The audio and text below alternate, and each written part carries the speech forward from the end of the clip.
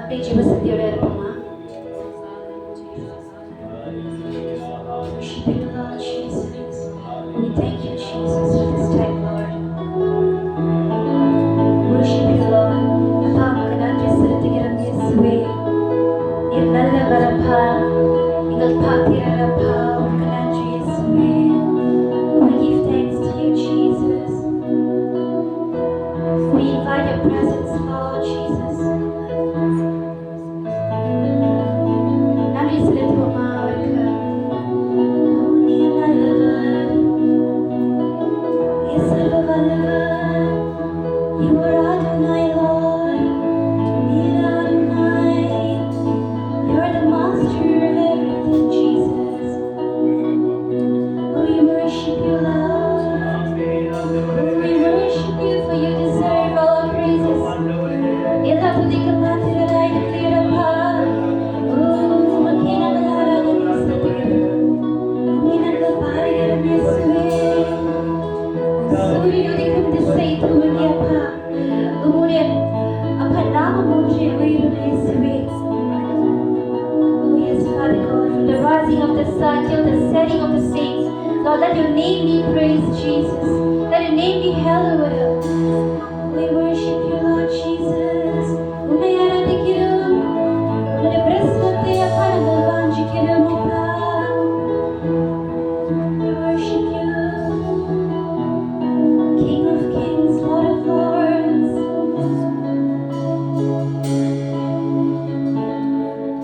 சூரியன் உதிக்கும் திசை துவங்கி அதன் மறையும்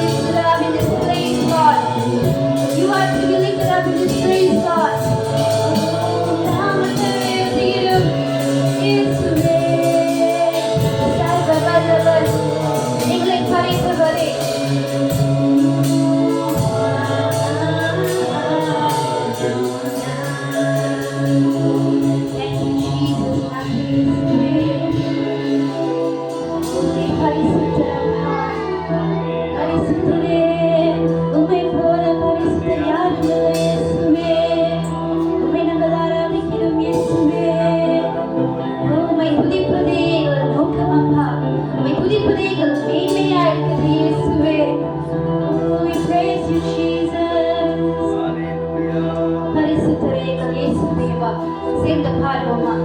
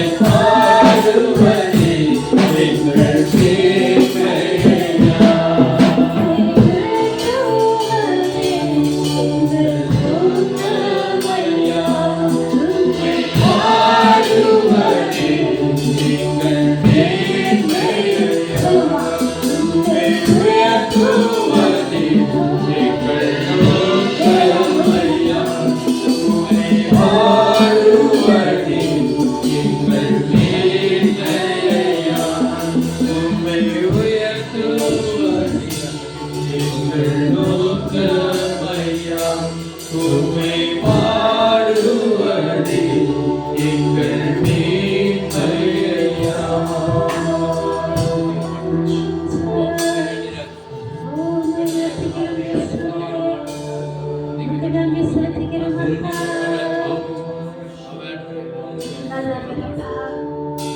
நீர் உண்மையுள்ளவர் அப்பா. ஓ உமக்கு நன்றி. எங்களோடு கூட இருக்கிற உமக்கு நன்றி செலுத்துகிறோம். We worship you, Jesus. Hallelujah. நன்றி செலுத்துவோம். நன்றி செலுத்துவோம். அப்பா எங்களோடு கூட இருக்கிற உமக்கு நன்றி இயேசுவே. We thank you, Jesus. We worship you, Lord. Hallelujah. நல்லவரே உமக்கு நன்றி செலுத்துகிறோம்.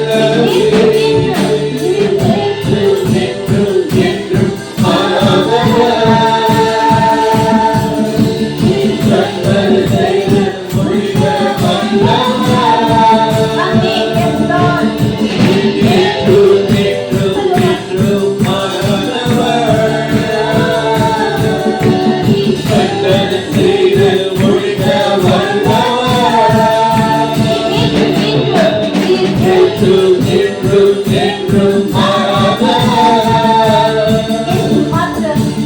சொன்னதை செய்து முடிக்க வல்லவர். என்றும் என்றும் என்றும் மாறாதவர். சொன்னதை செய்து முடிக்க வல்லவர்.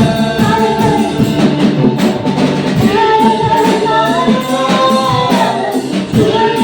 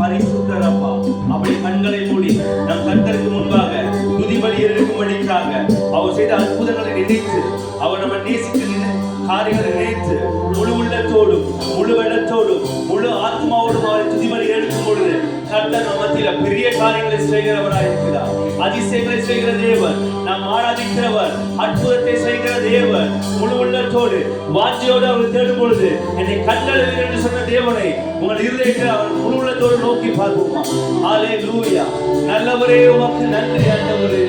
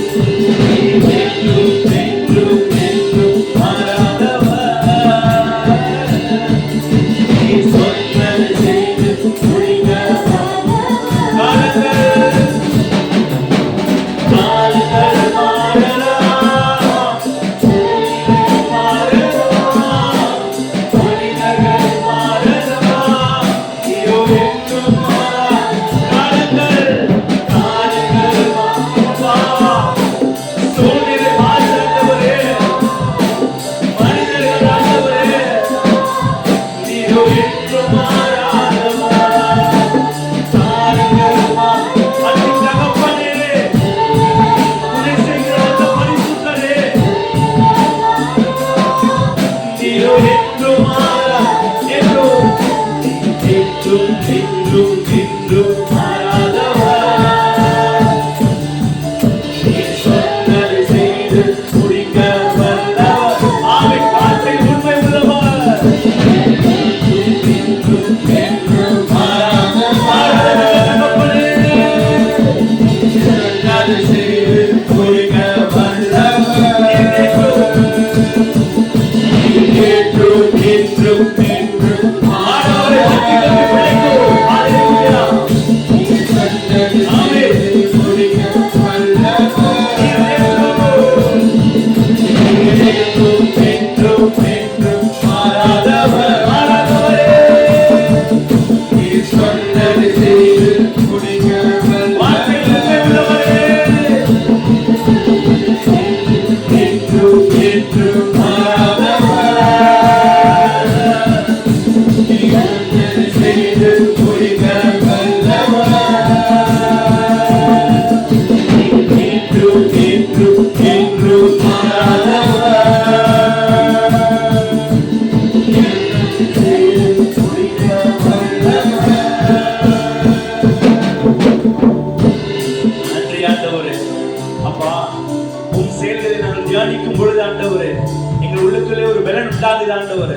அப்பா நீர் எங்களுக்கு வாக்கு கொடுத்திருக்கீங்க ஆண்டவரே.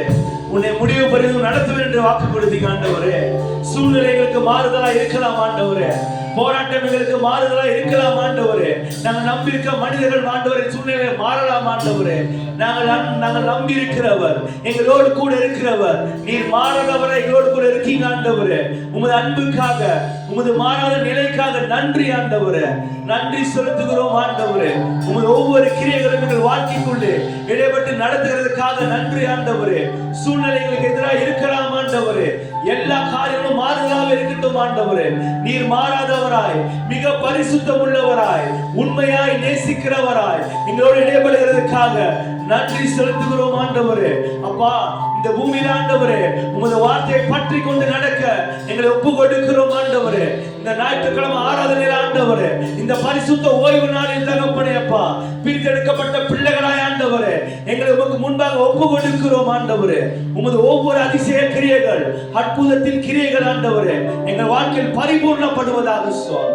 அப்பா நன்றி செலுத்துகிறோம் ஆண்டவரே. இந்த துதியாக நம் கரத்தில் ஒப்பு கொடுக்கிறோம். உமக்கே எல்லா துதியும் எல்லா கனமும் ஆண்டவரே, எல்லா மகிமையும் செலுத்துகிறோம் ஆண்டவரே. ஜீவனுள்ள தேவனையே உயர்த்துகிறோம் ஆண்டவரே. நீர் பரிசுத்தர் அப்பா, எங்களை சாட்டுகிறோம் ஆண்டவரே. உமது பிரசன்னத்தினால் எங்களை இடையொட்டி வழி நடத்துங்கப்பா. அன்பின் இயேசுவின் மூலம் வேண்டிக் கொள்கிறோம் ஜீவனுள்ள நல்ல பிதாவே. ஆமென் ஆமென். எல்லாரும் உற்சாகம் ஒரு ஹல்லேலூயா சொல்லுமா. ஹல்லேலூயா ஹல்லேலூயா. கர்த்தர் நல்லவர். சரிங்களா?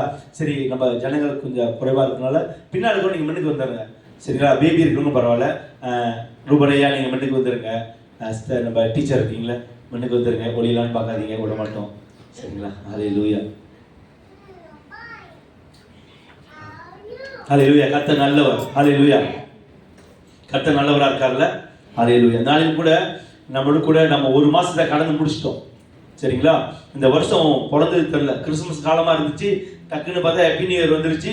நியூ இயர் வந்து கடை ஒரு மாசம் பட்டுன்னு முடிஞ்சிருச்சு. அப்படிதான் ஃபீல் வருது. ஆமாவா? இல்லை உங்களுக்கு ரொம்ப லேட்டா போகுது அந்த மாசம்? தம்பி டைட்டஸ் உனக்கு லேட்டா போதாயா? இல்லையா? நம்ம தம்பி ரூபினை பார்த்து ரொம்ப நாள் ஆகுது. சரியா? இப்படி படிச்சாக்க பட்டுன்னு பார்த்து போயிட்டு வந்தாங்க. ஆனால் அவனோட கிருபையில நம்ம எல்லாம் அவர் சன்னிதானத்தில் ஒன்று கூடியிருப்பது மிகுந்த சந்தோஷம். ஏன்னா கர்த்தர் நம்மளை பிரித்து எடுத்திருக்கிறார். அவரை துதிக்கும்படிக்காக, அவருடைய வார்த்தையை கேட்கும்படிக்காக, அவர் வழி நடப்பதற்காக கர்த்தர் நம்மளை முன்குறித்து வைத்திருக்கிறார். இந்த நாளில் கூட நான் எடுத்துக்கொண்ட தலைப்பு வந்து பரிசுத்தம். நம்மளுக்கு தெரியல, நம்ம இந்த வருஷத்தோட வாக்குத்தத்தம் வந்து எப்படி இருக்குன்னா, என் மீட்பர் எல்லாரும் நம்ம கூட பேசுவோமா, நம்ம உற்சாகமா, என் மீட்பர் அப்ப நம்ம தேவனை நம்ம உயிரோடு இருக்கிறதுனால அவரை நம்ம கடைபிடித்து நடப்பதற்கு ஒரு சில காரியங்கள் நம்மளுக்கு போதும் கொடுக்கப்பட்டது.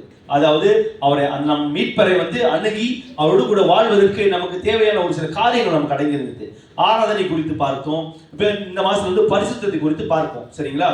இப்ப இந்த பரிசுத்தம் என்று சொல்லி ஒரு காரியம் இருக்கும் பொழுது இதை நம்ம எப்படி என்று நடத்துறது சொல்லி யோசித்து பார்ப்போம். சரிங்களா? இப்ப முதல் வந்து எடுத்துக்க தலைப்பு பரிசுத்தம்ன்றனால இப்ப நான் உங்கள்கிட்ட ஒரு கேள்வியா கேட்க போறேன். சரிங்களா? ஏன்னா நானே சொல்லி நானா மாட்டிக்கிறத விட உங்கள்கிட்ட கேட்டா நான் தப்பிச்சுக்குவேன். ஆமா இல்லையா? இருக்கீங்களா? என்னோட கூட இருக்கீங்களா? சரி. பரிசுத்தம் என்றால் என்ன? சொல்லிடாதீங்க, இங்க எழுதிருக்கு அதாயன்னு சொல்லிடாதீங்க, சரியா? ஏன்னா ஜெய் அசைஞ்சாரு, ஜெயிட்டு சரி, நீங்க தான் மாற்றுறீங்க. சரி, பரிசுத்தம் என்றால் என்ன? இல்ல தெரிஞ்சே சொல்லுங்கப்பா. இப்ப அவர் சொன்னாரு பரிசுத்தம்னா தேவனுக்கு இருதயத்தை ஒப்பு கொடுக்குது. அடுத்த பார்வை சிக்கினது நம்ம டீச்சர் அவர்கள். பரிசுத்தம் என்றால் உங்களுக்கு எப்படி ஃபீல் பண்ணுது? பரிசுத்தம்னா உண்மையா பாவத்துல இருந்து. இங்க பாருங்க, அவர் சொன்னது இருதயம், இப்ப நீங்க சொல்றது பாவத்துல விட்டுறது ஒரு பரிசுத்தம். மரியாதை தலையாட்டினால அவங்களுக்கு வரேன். பரிசுத்தம், be holy for I am holy. தேவன் பரிசுத்தமாய் இருப்பது போல் நம்மளும் பரிசுத்தமாய் இருக்கணும். ஆமென், ஆமென். ஏன்னா நான் இந்த பரிசுத்த டைட்டில் பார்த்த கடை எனக்கு வந்த வசனமே அதுதான், சரிங்களா? இது உண்மை. ஏன்னா அவர் பரிசுத்தராக இருக்கார், சரிங்களா? ஆனா அந்த பரிசுத்த கடைபிடிக்க இப்ப சொன்னாங்களே, அது ரொம்ப முக்கியம், சரிங்களா? அதுதான் அந்த பரிசுத்தின் வழியை அடைவதற்கு, சரிங்களா? இப்ப யாரு இந்த பரிசுத்தத்தை பத்தி பேசியிருக்கா? இப்ப சொன்னால பரிசுத்தம் யாருன்னு சொல்லியிருக்கேன். இப்ப யார் யாரு இந்த பரிசுத்தை பத்தி பேசியிருக்காங்க? இப்ப நம்ம பைபிளை பார்க்கலாம், சரிங்களா? ஆனா பைபிளுக்கு முன்னின பரிசுத்தவான்கள் இருப்பாங்க, ஞானவான்கள் இருப்பாங்க, வசதியானவங்க இருக்காங்க, ஆமா இல்லையா? நம்ம எவ்வளவு பணக்காரர்கள் கேள்விப்பட்டிருக்கோம். அப்ப நம் நாட்டு அரசாங்கம் பேசியிருக்கல, ஆமாவா? நம் நாட்டு அரசாங்கம் இப்ப வச்சுக்கோமே, இப்ப யார் யார் பேசினான்னு பார்க்கும் பொழுது யார் யார் பேசியிருக்கலாம்? இப்ப நான் வந்து டக்குன்னு சொல்லிட்டேன் அரசாங்கம் சொல்லிட்டு. அரசாங்கம் வந்து நம்மளுக்கு பரிசுத்தத்தை பத்தி பேசியிருக்குமா? நான் குறையா சொல்லல, நம்ம கேள்விப்பட்டிருக்கோமா? பத்திமாக்கா சிரிக்கு சரி பதில்கள், சரி சும்மா கேட்டேன், சரிங்களா? நான் ஏன் சொன்னா எனக்கு தோணுன ஒரு சில காரியங்கள். ஏன்னா பரிசுத்தம் யார் யார் என்று பேசிட்டாங்க, ஹோலினஸ் வந்து யார் யார் பேசிப்பாங்க பார்க்கும் பொழுது முதல்ல நான் ரிசர்ச் பண்ணேன், பைபிள்ல தான் பேசியிருக்கா இல்ல மற்றவங்க பேசியிருக்காங்களான்னு சொல்லி பார்க்கும் பொழுது அப்போ வந்து நம்ம அரசாங்கம் வந்து நமக்கு வந்து இந்த மாதிரி காரியங்கள் பேசியிருக்குமா? இல்ல நம்மளுக்கு தெரிஞ்ச அநேக படிச்சவர்கள், நிறைய புக்ஸ் படிச்சவங்க, நிறைய காரியங்கள் என்னங்களுக்கு வரணும், அவங்க பரிசுத்தத்தை பத்தி பேசியிருப்பாங்களா? இல்ல இப்ப நம்மளுக்கு தெரிஞ்ச இப்ப எக்ஸ்ட்ரா சொன்னாங்கன்னா அவங்க சொன்னதை அப்படி ஃபாலோ பண்ணி கேட்பாங்களே, அப்படி இருக்கப்ப இல்ல இருக்குல்ல, இல்ல நான் ரோங்க போறேன்னா தம்பி ரூபன் கேள்வி நீங்க சொல்லுங்க. கவர்மெண்ட் வந்து நல்லது கெட்ட சொல்லி கொடுப்பாங்க, ஏன்னா அது தப்பு நடந்துச்சுன்னா அரசாங்கம் பாதிக்கப்படும், தேசத்தோட பேர் பாதிக்கப்படும், சரியா? இல்ல இப்ப இப்ப நிறைய படிச்சவங்க வந்து நல்லது கெட்ட சொல்லி தருவாங்க, ஆனா பரிசுத்தத்தை சொல்லி தருவாங்களா? இல்ல கேள்விப்பட்டிருக்கீங்களா? ராஜாண்ணே நீங்க வேலை செய்யறதுல யாராச்சும் சொல்லி கொடுத்துருவாங்க? இல்ல. இப்ப நம்ம ஆக்டர் பத்தி சொன்னல, இப்ப ஏன்னா ஆக்டர் பத்தி ஏன் சொல்ல வரேன்னா, நடிகர்கள் வந்து அவங்க சொன்ன வாக்கு அப்படி பிடிச்சிக்கிறாங்க, வண்டியில ஒட்டிக்கிறாங்க, சரியா? வண்டியில வச்சு ஸ்டிக்கர் போட்டு அந்த வசனத்தை அந்த வார்த்தையை வச்சுக்கிறாங்க. அப்ப அவர்கள் சொன்னதை நம்ம கேள்விப்பட்டிருக்கோமா? இந்த பரிசுத்தத்தை பத்தி பேசி இது கேள்விப்பட்டிருக்கீங்களா? இந்த மாதிரி நடிகர்கள் நீங்க பரிசுத்தமா இருன்னு சொல்லி கேள்விப்பட்டிருக்குமா? இல்ல. ஆனா எனக்கு தோணுன காரியம் வந்து, அப்ப இது வந்து உலகத்துல நிறைய படிச்சவங்க இருப்பாங்க, நிறைய நல்லவங்க இருப்பாங்க, நிறைய உயர்வுள்ள இருப்பாங்க, எல்லா காரியத்தையும் பேசுவாங்க. ஆனா பரிசுத்தத்தை பத்தி பேச சிஸ்டர் முடியுமா? பேசுறதுக்கு தகுதியில் ஒருத்தர் யாரு? நாம ஆராதிக்கிற இயேசு கிறிஸ்து, சரிங்களா? அப்ப நம்ம நல்லா யோசிச்சு பார்க்கும் பொழுது இப்ப இந்த பரிசுத்தம் என்று சொல்லி நம்ம டைட்டில் நம்ம எடுத்து பார்க்கும் பொழுது இந்த பரிசுத்தம் வந்து உலகத்துல நம்ம எங்க தேடி யாரும் சொல்லி பார்க்க முடியாது, நம்ம வேதத்துல தான் பார்க்க முடியும், சரிங்களா? ஏன்னா வேதத்துக்கு அப்பாற்பட்டு நம்ம எப்படி எந்த ஒரு நூலை பிரித்து பார்த்தாலும் பரிசுத்தத்தை பத்தி பேசியிருக்க முடியாது. அதனால இப்ப நம்ம எடுத்துக்கொள்வோம், வசனத்துக்கு போவோம். 1 பேதுரு, நம்மளுக்கெல்லாம் இந்த வசனம் படிச்சிருப்போம், நிறைய தெரிஞ்சிருக்கும், சரிங்களா? 1 பேதுரு 1ஆம் அதிகாரம் வசனம் 16. எடுத்தவங்க தமிழ்லையும் படிக்கலாம், இங்கிலீஷ்லையும் படிக்கலாம், சத்தமா படிங்க. நான் பரிசுத்தர், நான் பரிசுத்தர், ஆகையால் நீங்களும் பரிசுத்தராய் இருங்கள் என்று, ஆகையால் நீங்களும் பரிசுத்தராய் இருங்கள் என்று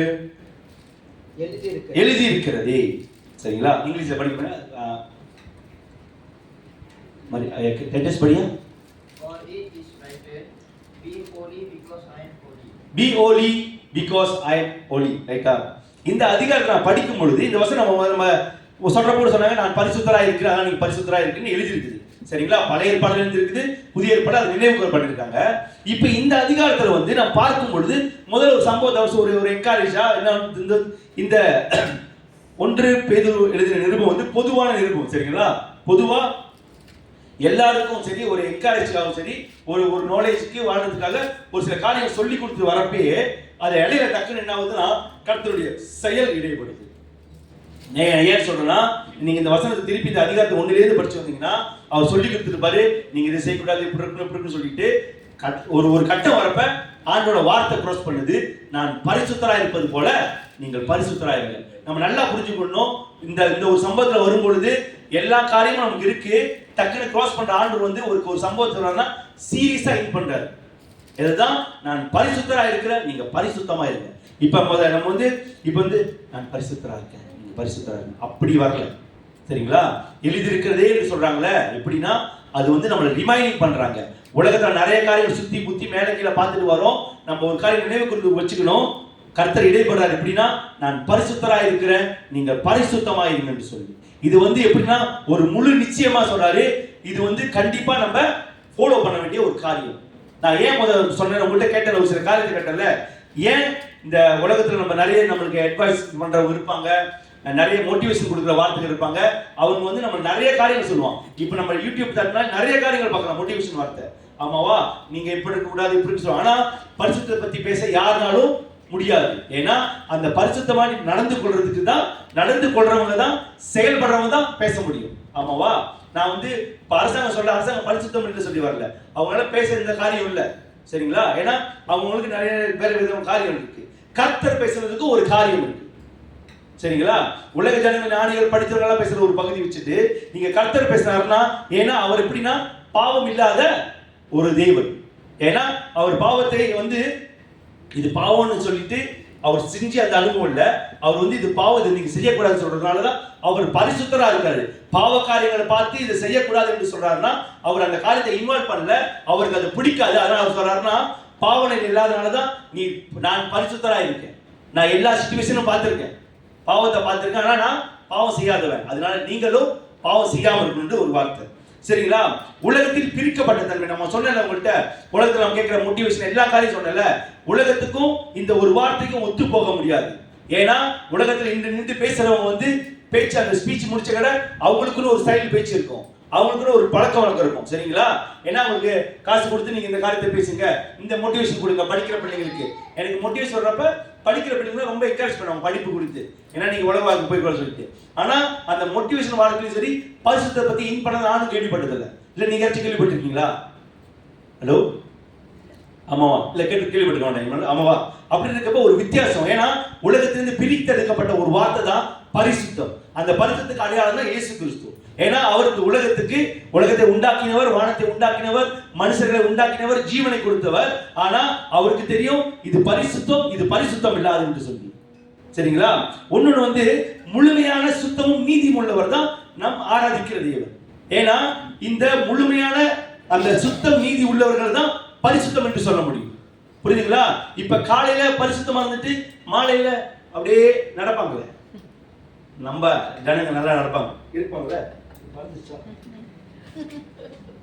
நம்ம ஜனங்களை பத்தி சொல்ற நமக்கு வந்துருச்சோ சரி அப்படி. அப்ப இப்படிப்பட்ட காரியங்கள் இருக்கிறனால அப்ப கர்த்தர் எப்படி இருக்காருன்னா அவர் சுத்தமும் நீதி உள்ளவரா இருக்காரு. அதனாலதான் அவர் இந்த வார்த்தையை அவர் வாயால் சொல்ல முடியுது. அவர் ஒன்றிதான் அந்த வார்த்தைக்கு பாத்திரரானவர். சரிங்களா?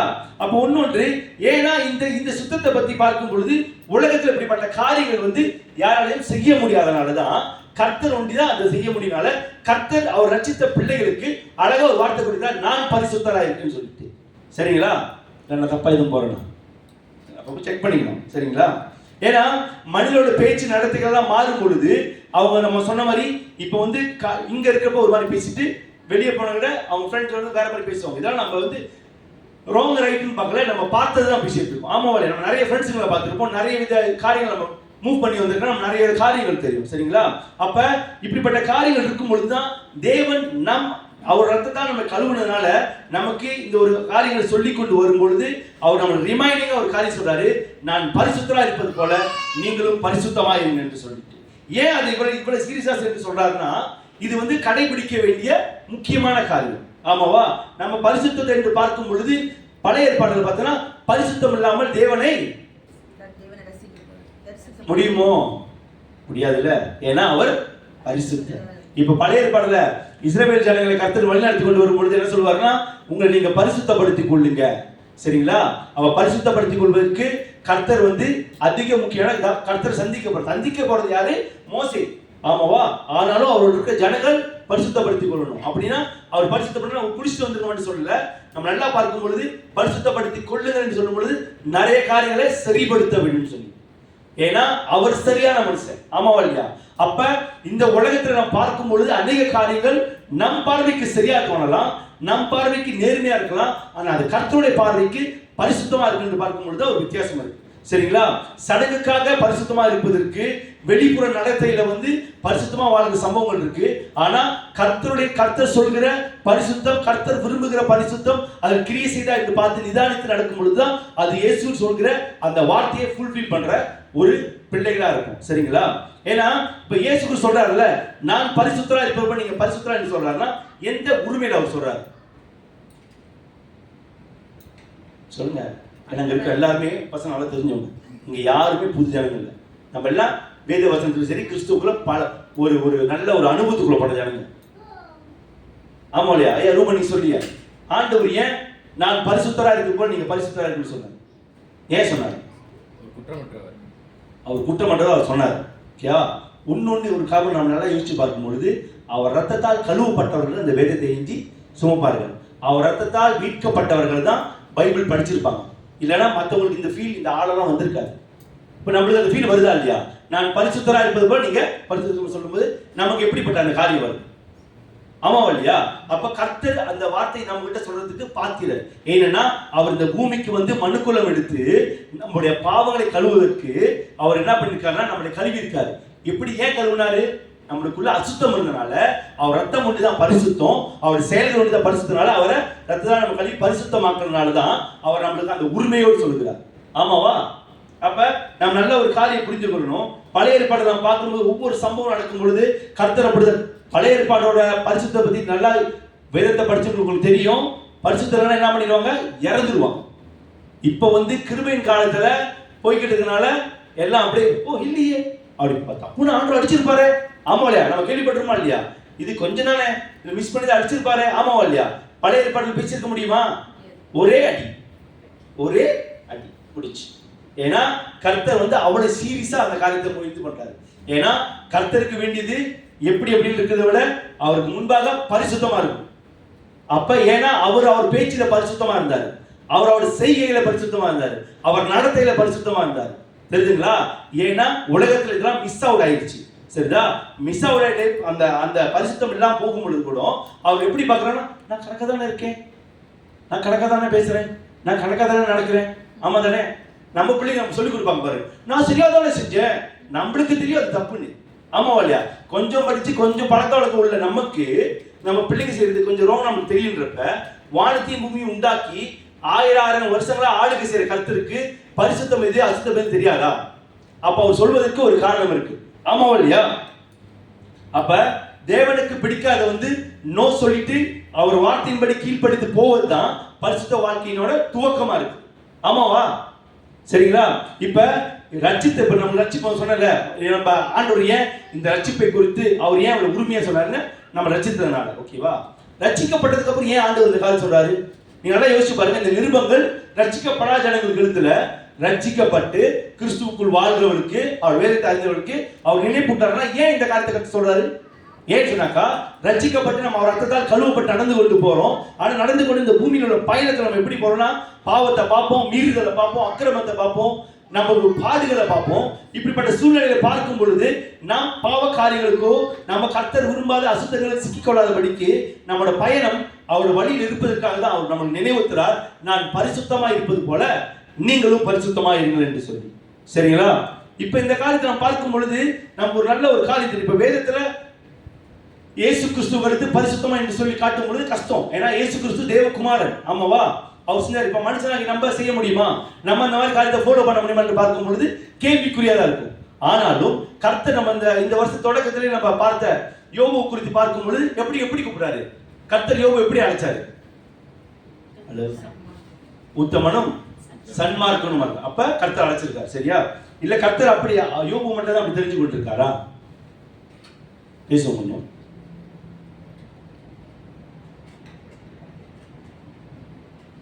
கர்த்தர் இந்த பரிசுத்தத்தை குறித்து யோபு சந்ததிக்கு யோபு வர காலம் வருவதற்கு முன்பாகவே நம்ம ஆதாம் ஏவாள் காலம் தொடங்கி அதுக்கு வந்துட்டு வரும் பொழுது ஒரு அழிவு நடந்துச்சு. நமக்கு எல்லாம் தெரியும். என்ன அழிவு?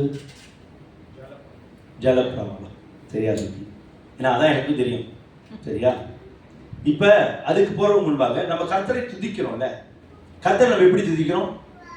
ஏசப்பா சொல்லி கொடுத்த ஒரு ஜெபம் இருக்கு நமக்கு. சொல்லுங்க. பரமண்டலங்களின் பரமபிதாவே உமது நாமம் பரிசுத்தப்படுவதாக. ஏன்னா அவர் முதல்ல நம்மளுக்கு ஜெபிக்க கற்றுக் கொடுத்த காரணமே நீங்க அவர் நாமத்தை பரிசுத்தப்படுவதாக. ஏன்னா பரிசுத்த குலைச்சலா இருக்கிற காரியங்கள் இருக்கு. நம்ம என்ன பண்ணணும்? அவர் துதிக்கும் பொழுது உன் நாமம் பரிசுத்தப்படுவதாக சொல்லணும். அவரே கற்றுக் கொடுக்கிற முதல் ஒரு ஜெபத்தின் காரியமே பரிசுத்தம் என்று சொல்லியிருக்காரு. சரிங்களா? அப்படி இருக்கும் பொழுது அதே மத்திய 6:9 அப்படி அவர் தொடங்குறத நான் தேடி பார்க்கும் பொழுது எனக்கு பிடிச்ச ஒரு சம்பவம் வந்துச்சு. நீங்க சொன்னதுதான் அந்த நோவாவோட காலம் தான். இங்க மத்திய 6:9 பட்டிருக்கு, அங்க ஆதியாகமம் 6:9. சரிங்களா? எடுத்துக்கொள்ளுங்க. ஆதியாகமம் 6ஆம் அதிகாரம் வசனம் 9.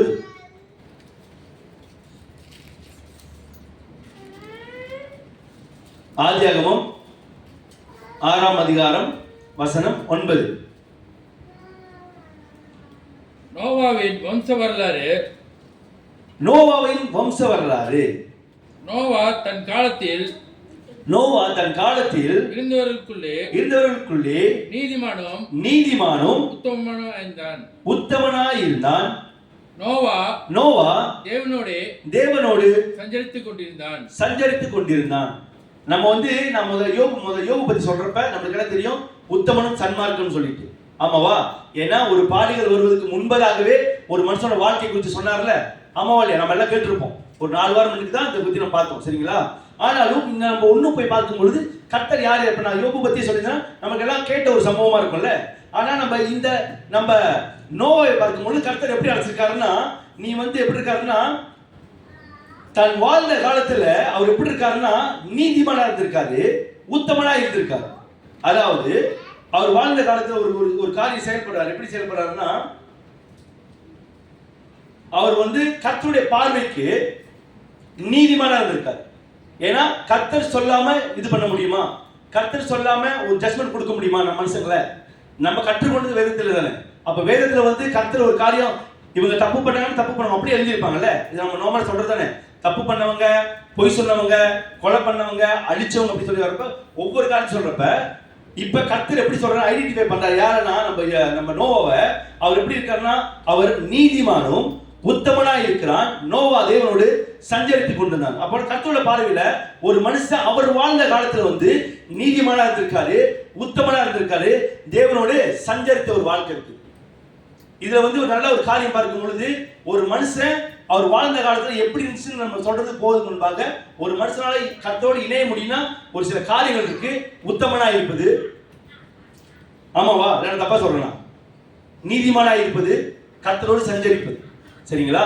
நம்மளும் சஞ்சரிச்சு அந்த காலத்துல வாழ்ந்து கொண்டிருக்கோம். ஆனா இந்த நோவின் காலத்து சொல்லப்படும் பொழுது நமக்கு எல்லாம் இந்த பைபிளை பத்தி தெரிஞ்சா நல்லா புரிஞ்சு கொள்ள வேணும். ஒரு மனுஷன் வாழ்க்கையில சந்தித்து கொண்டு போகும் பொழுது அவர் என்ன பண்றாருன்னா, இப்படிப்பட்ட காரியங்களை போக்கஸ் பண்ணி போறது கர்த்தர் ஐடென்டிஃபை பண்றாரு.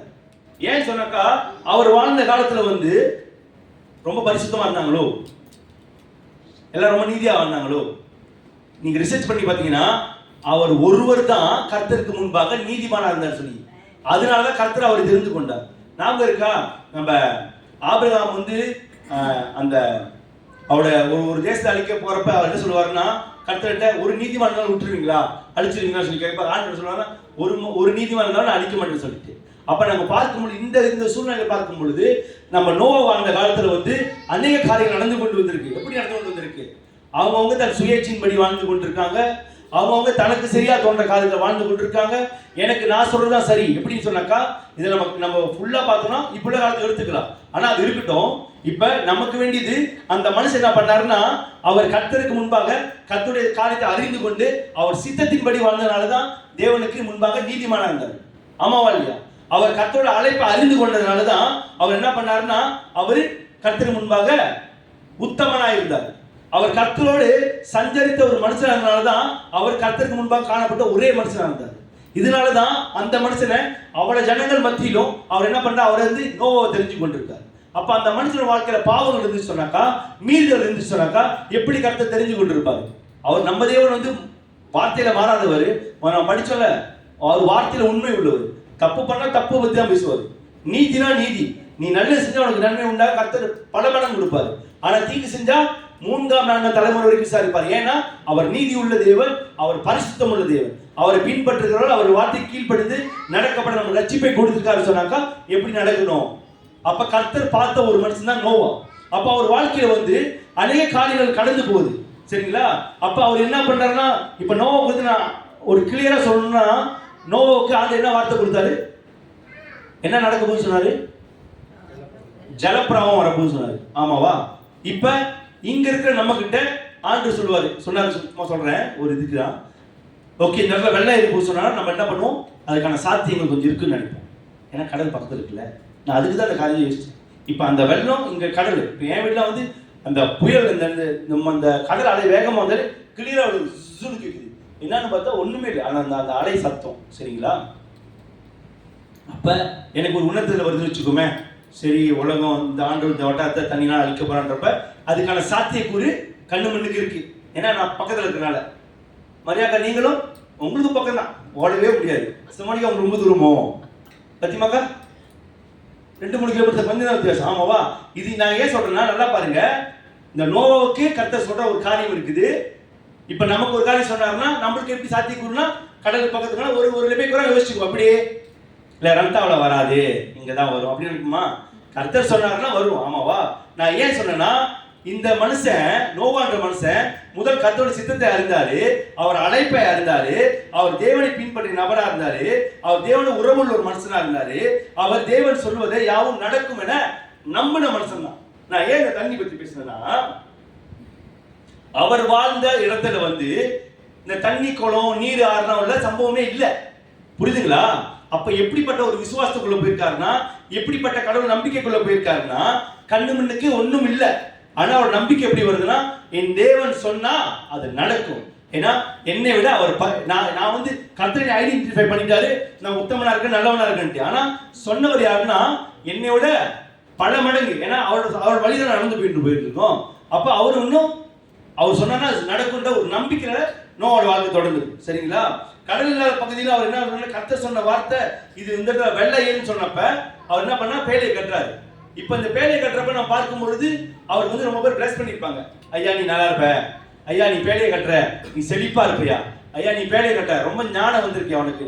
நம்புவாங்களா? இப்போ வந்து நம்ம இங்க கட்டுற சொன்னதுக்கு வந்து இங்கிட்ட வந்து ஒரு போட் செஞ்சா ஏத்துக்குவாங்க. ஆமாவா? எனக்கு கடல் பக்கத்துல இருக்கு. ஆமாவா? இப்போ நோவா செஞ்சப்ப ஏத்துக்குவாங்களா? ஒரு மனுஷனை கேலி பண்ணியே நவுத்தி விட்டுருவாங்க. ஆனாலும் நான் இந்த குறித்து நான் ஒரு எக்ஸாம்பிள் சொல்லுவதற்கு காரணம் என்னன்னா, ஒரு மனுஷனை வந்து வழி திருப்பறதுக்கு ஒரு சில வார்த்தைகளே போதும். வச்சுக்குமே, மேனுவல் நீங்க அழகா இருக்கீங்கன்னா ஜோக்கா இருக்கும். அதே மாதிரி நீங்க கொஞ்சம் வேற மாதிரி இருக்கீங்க எனக்கு எப்படி ஃபீல் பண்ணும், நம்ம சும்மா சொல்லிக்கிறோம். அப்படின்றப்ப ஒரு மனுஷனோட சூழ்நிலைய மாற்றி மாற்றி பேச்சுகள் வரும்பொழுது மாறிடும். ஆனா இந்த மனுஷன் வந்து, நான் இந்த மனுஷனை பிடிச்ச காரணம் என்னன்னா, எவ்வளவு கேள்வி பண்ணிருப்பாங்க, அவரை எவ்வளவு காய்ச்சி விட்டுருப்பாங்க. என்ன உனக்கு வேற வேலை வெட்டி இல்லையா, உனக்கு வேற காரியம் நடக்கலையா, நீ தண்ணி குளமே ஆறு இல்லாத இடத்துல போயிட்டு பேலையை கட்டிக்கிட்டு இருக்க, என்னையா அவனுக்கு ஆச்சு, ஆண்டு சொல்லி பேச்சு கொண்டு இருக்கியா? சொல்றவங்க வந்து ரொம்ப பரிசுத்தவான. ஏன்னா கர்த்தர் அந்த இடத்த அழிக்க முடிவு எடுத்திருக்காருன்னா எவ்வளவு உண்மை இருந்திருக்கும் அந்த இடத்துல. ஆமாவா? பரிசுத்தம் இருந்திருக்குமா, கீழ்ப்படி இருந்திருக்குமா, எவ்வளவு அசிங்கங்கள் இருந்திருக்கும். ஆமாவா இல்லையா? இப்ப உள்ள காலத்தில் நம்ம பார்க்கும் பொழுது நிறைய குறைகளை பார்த்து கொண்டு தான் இருக்கோம். மீடியா காலத்துல வந்து நிறைய குறைகளை பார்த்து கொண்டு தான் இருக்கோம். நம்ம தப்பிச்சு ஒவ்வொரு நாளும் இடைகட்டி ஆண்டோட பிரசனத்துக்குள்ள வந்து கொண்டு இருக்கோம். ஆமாவா இல்லையா? நம்ம வாழ்க்கை போராட்டத்துக்குள்ள தான் போகுது. ஏன்? கிறிஸ்துக்காக வருவதற்காக, ஒரு பரிசுத்துக்காக வரும்பொழுது அது போராட்டமா இருக்கு. ஆனாலும் இந்த மனுஷன் வாழ்க்கையில இப்படிப்பட்ட காரியங்கள் எவ்வளவோ வந்திருக்கும். நான் சொல்றதுக்கு ஒரு பகுதி தான் இருக்கும். ஆமாவா இல்லையா? இப்ப என்கிட்ட ஆண்டு சொன்னாரு, நான் செய்யறேன், சரியா? இப்ப நோவா சொன்னாரு, நான் செய்யறேன். என் பிள்ளைங்களுக்கு 3 பிள்ளைங்க இருந்தாங்க தானே, எப்படி சொல்லியிருப்பாங்க? உங்க அப்பா தான் அப்படி, ஏன்பா நீயுமா கேட்டுக்க மாட்டாங்களா? ஆமா, இருந்து கொஞ்சம் ஆழத்துக்குள்ள போனாதான் நமக்கு கர்த்தர் சொல்றதை எவ்வளவு பிடிச்சுக்கணும்ன்றத இந்த மனசை பிடிச்சாரதை உணர்ந்து கொள்ள முடியும். ஏன்னு சொன்னாக்கா, நம்ம ஒரு சில காரியங்கள் முடிவெடுத்து போகும் பொழுது கர்த்தர் சொன்னாரான்ற கேள்வி வருவதற்கு முன்பாக இந்த மனசை கர்த்தர் எப்படி பிடிச்சு கொண்டாடுறதுக்காக தான் நான் இப்படிப்பட்ட ஒரு காரியத்தை சொல்றேன். இப்ப கர்த்தர் ஏன்னு சொல்லிட்டாரு, என் பிள்ளைங்களை வந்து அவமானப்படுத்துறப்ப என்னோட மைண்ட் மாறும். கர்த்தர் முன்னாடி சொல்லியிருப்பாரோ, ஏன்னா எந்த தண்ணியே இல்லையே. ஆமாவா இல்லையா? மழை பெஞ்சாலும் இவ்வளவு பெரிய வெள்ளம் வரது வாய்ப்பு இல்லை. ஏன்னா இது பார்க்கும் பொழுது அவர் எல்லா சூழ்நிலை கர்த்தர் செஞ்சு சொல்றதை செஞ்சுக்கிட்டு அவர் கர்த்தரோட உறவுக்குள்ளே போய் கொண்டிருக்கார். அப்படின்னு இருக்கப்ப இங்க இந்த காரியத்தை குறித்து பார்க்கும் பொழுது நோவா என்ற மனுஷன் கர்த்தர் அழைப்பை அறிந்து கொண்டிருக்காரு, கர்த்தர் சித்தத்தை அறிந்திருக்காரு, அவர் வாழ்க்கை பயணத்தில் நடந்து கொண்டே போய் கொண்டிருக்காரு. ஏன்னா அவரை கர்த்தர் அறிந்தனால. ஏன் அவர் எப்படி அறிந்திருக்காரு? கர்த்தர் பரிசுத்தத்தை அறிந்து கொண்டதுனால, கர்த்தர் உண்மையோடு அறிந்து கொண்டதுனால அவர் வாழ்க்கை பயணத்தில் இருக்கு. இப்ப நான் என்ன பண்ண போறேன்? திருப்பி நிப்பாட்ட போறேன். நிப்பாட்டிட்டு சீரியஸா வரீங்க, மரியாதை சொல்றேன். திருப்பி நம்ம எப்படி வருவோம்னா, திருப்பி இந்த பரிசுத்துக்குள்ள வருவோம். நமக்கும் இந்த பரிசுத்துக்கு என்ன கனெக்ஷன் பண்ண போறோம்? இப்ப அவரை கர்த்தர் அழைச்சாரு, ஆமாவா இல்லையா? அவருக்கு கர்த்தர் சித்தத்தை தெரிஞ்சிச்சு, அவருக்கு ஆண்டவர் காரியத்தை சொன்னாரு, அவர் பரிசுத்தரா இருக்கிறதுனால கர்த்தர் அழைத்து பயன்படுத்தாரு. இப்ப புதிய ஏற்பாட்டில் வாழ்ந்து கொண்ட நமக்கு இந்த காரியத்தை வந்து எப்படி சொல்லி நம்ம எப்படி எடுத்துக்கிறது? உங்களுக்கு என்ன மாதிரி ஃபீல் பண்ணுது? இப்ப பழைய ஏற்பாடுக்கு போயிட்டு சொன்னல, கொஞ்சம் பேசணும்ல. இப்ப புதிய ஏற்பாடுக்குள்ள நம்ம வந்து இந்த காரியத்துக்குள்ள நம்ம கடந்து போற இந்த வாழ்க்கையில, ஆண்டவரே நீங்க ஓலியா இருக்க சொன்னீங்க, நான் ஓலியா இருக்கேன். ஆனா இந்த சித்தத்தை எப்படி நான் முழுமையா அறிந்து கொள்றது? இந்த சித்தம் அவருக்கு அந்த சித்தம் ஆண்டவரே, ஆனா சொல்லிட்டாரு, அவர் வந்து விடுவிக்க தெரிஞ்சு கொண்டனால அவருக்கு நோவாவுக்கு இந்த மாதிரி ஆயிடுச்சு. டீச்சர் ரெடியா இருங்க. அப்ப அடுத்த காரியத்துல வந்து அவருக்கு அந்த அழைப்பை கொடுத்தனால அவர் அதை மூவ் பண்றாரு. அப்படின்னு இருக்கப்ப நமக்கு இது எப்படி நம்ம இது பண்ணி பார்க்கறது? இப்ப அவருக்கு சித்தம், திருப்பி சொல்றேன், இப்ப அவர் ஆண்டவர் சித்தம் கொண்டாரு நோவாவை அழிக்க கூடாதுன்னு சொல்லி இந்த மாதிரி இது பண்ணாரு. இப்ப நமக்கும் இந்த மாதிரி இருக்குதா? இப்ப பரிசுத்தரா இருக்குன்னு சொல்லி எல்லாரும் பரிசுத்தமா இருக்கு சொல்லிட்டாரு. இந்த பரிசுத்த கடைபிடிச்சு நம்ம போராடிக்கிட்டு போறோம். இது கண்டிப்பா நம்ம முயற்சி பண்ணி போய் தான் ஆகணுமா? ஏன்னா நம்ம நிறைய காரியங்கள் சந்திக்கிறோம்ல. இப்ப ஏன் சொன்னாக்கா, நான் சொன்னல மத்திய 6:9க்கும் ஆதியாகமம் 6:9க்கும் எனக்கு ரொம்ப நல்ல கனெக்ஷன் கிடைச்சு. மத்திய 6:9 என்ன சொல்லுது? பரமடைகிற பிதாவே உன் நாமம் பரிசுத்தப்படுவதாக. தப்பா சொல்றேனா? ஓகே. அதுக்கு அடுத்து அந்த வசனத்துல என்ன வரும்? அதுக்கு அடுத்து உம்முடைய சித்தம் பரமனை செய்யப்படுகிறது போல பூமியிலும் செய்யப்படுவதாக. அப்ப கர்த்தர் சொன்ன வார்த்தையை நம்ம என்ன பண்ணணும்? அவர் சித்தத்தின்படி யோசிக்கணும். ராஜ்யத்தை கை கொள்றதும் அவர் சித்தத்தை செய்வதும் ஒன்னாதான் போகுது. சரிங்களா? அவர் ராஜ்யத்தை வந்து செய்யறதும் அவர் சித்தத்தை செய்யறதும் ஒண்ணு. ஆமாவா? அது அவர் ராஜ்யம் நம்ம இணையும் பொழுது அவர் சித்தத்துக்கு இணைகிறோம். ஆமாவா இல்லையா? இல்ல ராங்கா சொல்றேன்? ஆமாவா? இப்ப பாருங்க, இப்ப கர்த்தர் இந்த பரிசுத்தத்தை அழைத்திருக்காரு, நீ பரிசுத்தமா இருக்குன்றது நமக்கு எவ்வளவு முக்கியம். நம்ம சொன்னல, ஆண்டு இந்த அதிகாரத்துல வந்து போசிக்கிட்டு வரும் பொழுது நான் பரிசுத்தராய் இருப்பேன், நீங்க பரிசுத்தராயிருங்க என்று ஏன் ஒரு சீரியஸ்னஸ் வந்து சொன்னாக்கா, நம்ம கர்த்தரோட சித்தத்தை அறிந்து கொள்ளும் பொழுதுதான் இந்த பரிசுத்தம் எவ்வளவு முக்கியம் என்று நம்ம உணர்ந்து கொள்ள முடியும். ஆமாவா? இல்லைன்னா என்ன ஆயிடுவோம்? சேமா தான் போவோம். எப்படின்னா நம்ம கண் பார்வைக்கு பார்க்கிற காரியங்கள் சரி, நம்ம செயல்ற காரியத்தும் சரி, நம்ம போய்கொண்டே தான் போவோம். நம்ம எப்ப உணர்வோம்னா, நம்ம பிள்ளை செய்யறது வந்து தப்புன்னு தெரிஞ்சு நம்ம அட்வைஸ் பண்றோமே, அப்ப தெரியும் இல்லையே இது ரோங்க, ஏன் நம்ம பிள்ளை சரி சொல்லுது அப்படின்றாங்க. அதனாலதான் கர்த்தருக்கும் தெரியுது பரிசுத்தம் எவ்வளவு முக்கியம் என்று. ஏன்னா பரிசுத்தம் இல்லைன்னா நம்ம அவரை தரிசிக்கவும் முடியாது, அவர் ராஜ்யத்துக்காக சேரவும் முடியாது, அவருக்காக நம்ம வாழ்ந்த ஒரு அடையாளம் இருக்காது. ஆமாவா? அப்ப எடுத்துக்கொள்ளுங்க 1 தெசலோனிக்கேயர் 4ஆம் அதிகாரம் 3வது வசனம். நான் நீங்க கொஞ்சம் அதிர்ச்சியா பாக்குறீங்க சித்தத்தை பத்தி கேட்கிறப்ப, அதுதான் எடுத்தவங்க வாசிக்கலாம். நீங்க தமிழையும் படிங்க, இங்கிலீஷ்லையும் படிங்க. 1 தெசலோனிக்கேயர் 4ஆம் அதிகாரம் வசனம் 3.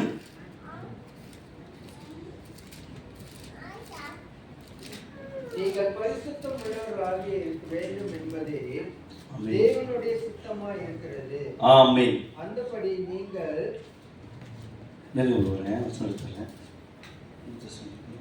ஓகே படிங்க திருப்பி.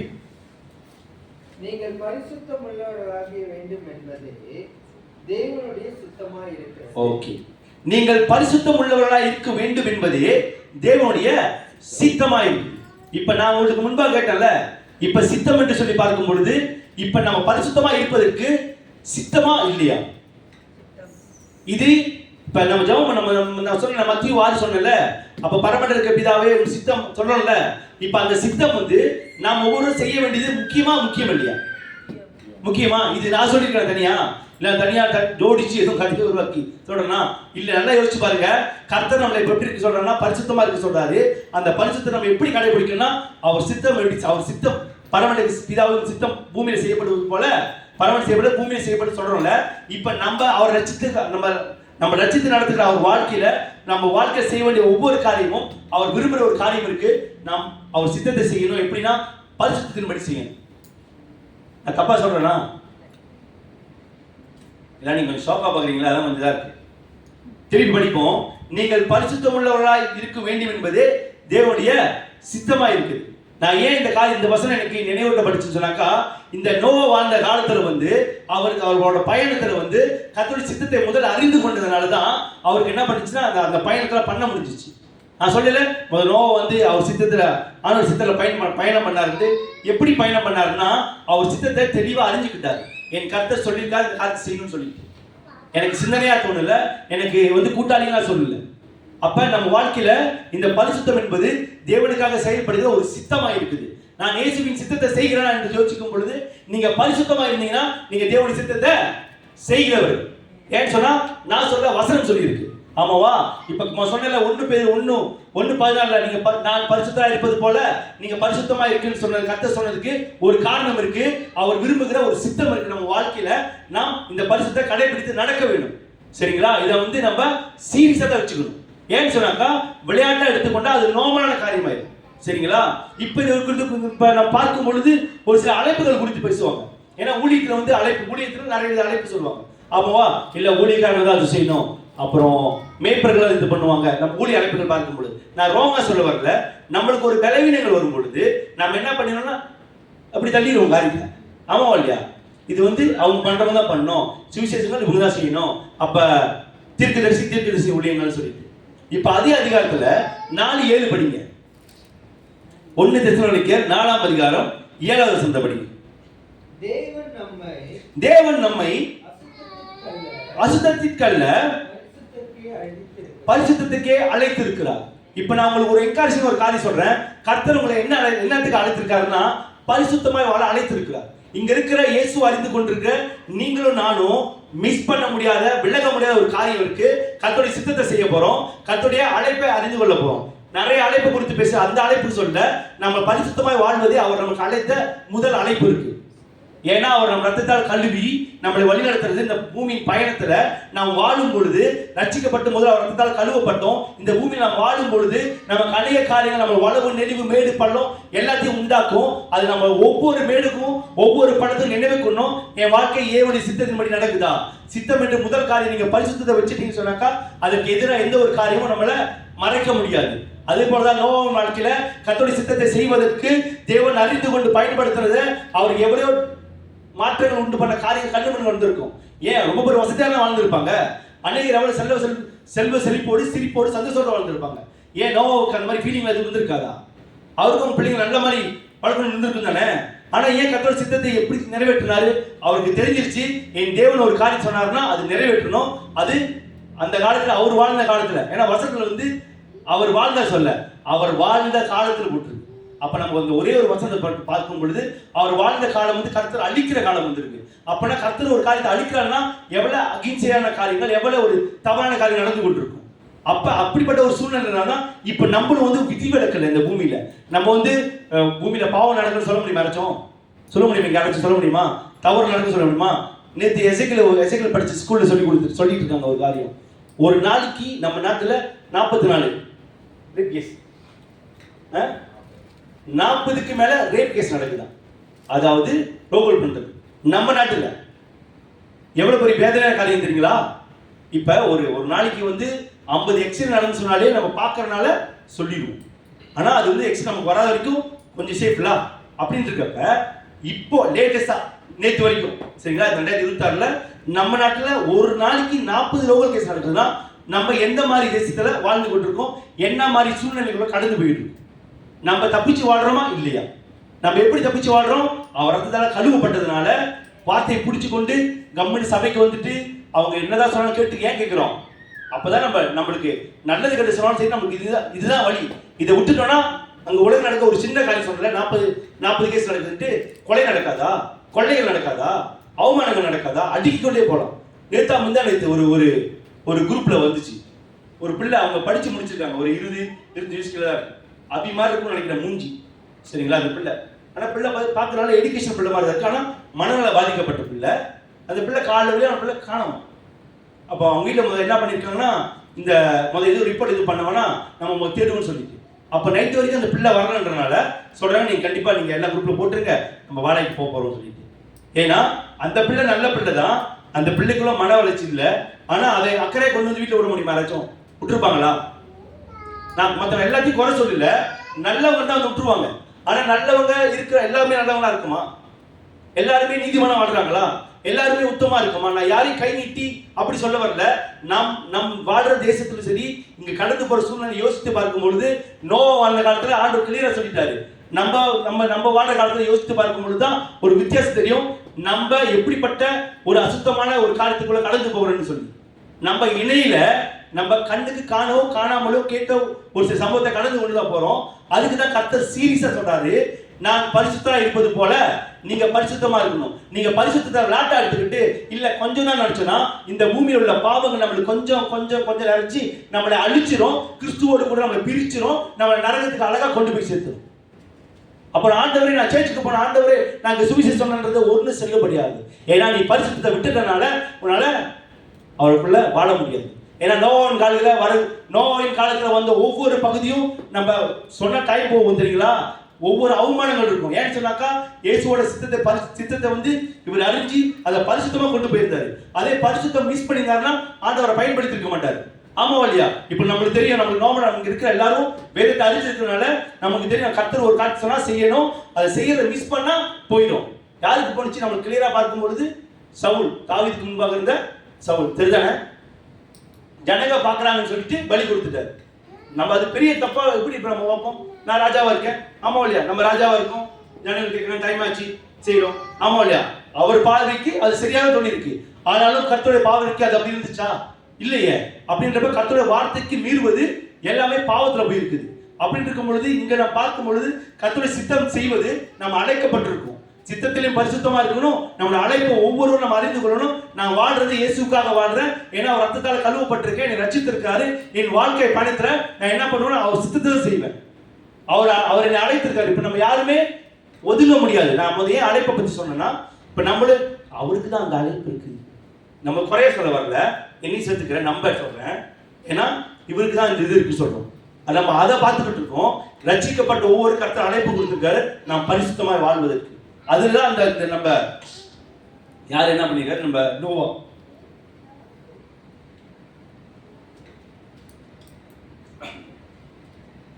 அவர் எல்லா சூழ்நிலையும் வாழும் பொழுது அவர் எப்படி இருக்காருன்னா, நெருக்கங்கள் வரும்பொழுதும் அவமானங்கள் வரும்போதும் கஷ்டங்கள் வரும்பொழுதும் அந்த வசனத்துல பார்க்கும் பொழுது, ஆதியாகமம் 6:9 பார்க்கும் பொழுது, அந்த ஆதியாகமம் 1:6 கடைசி மட்டும் படிங்களேன்.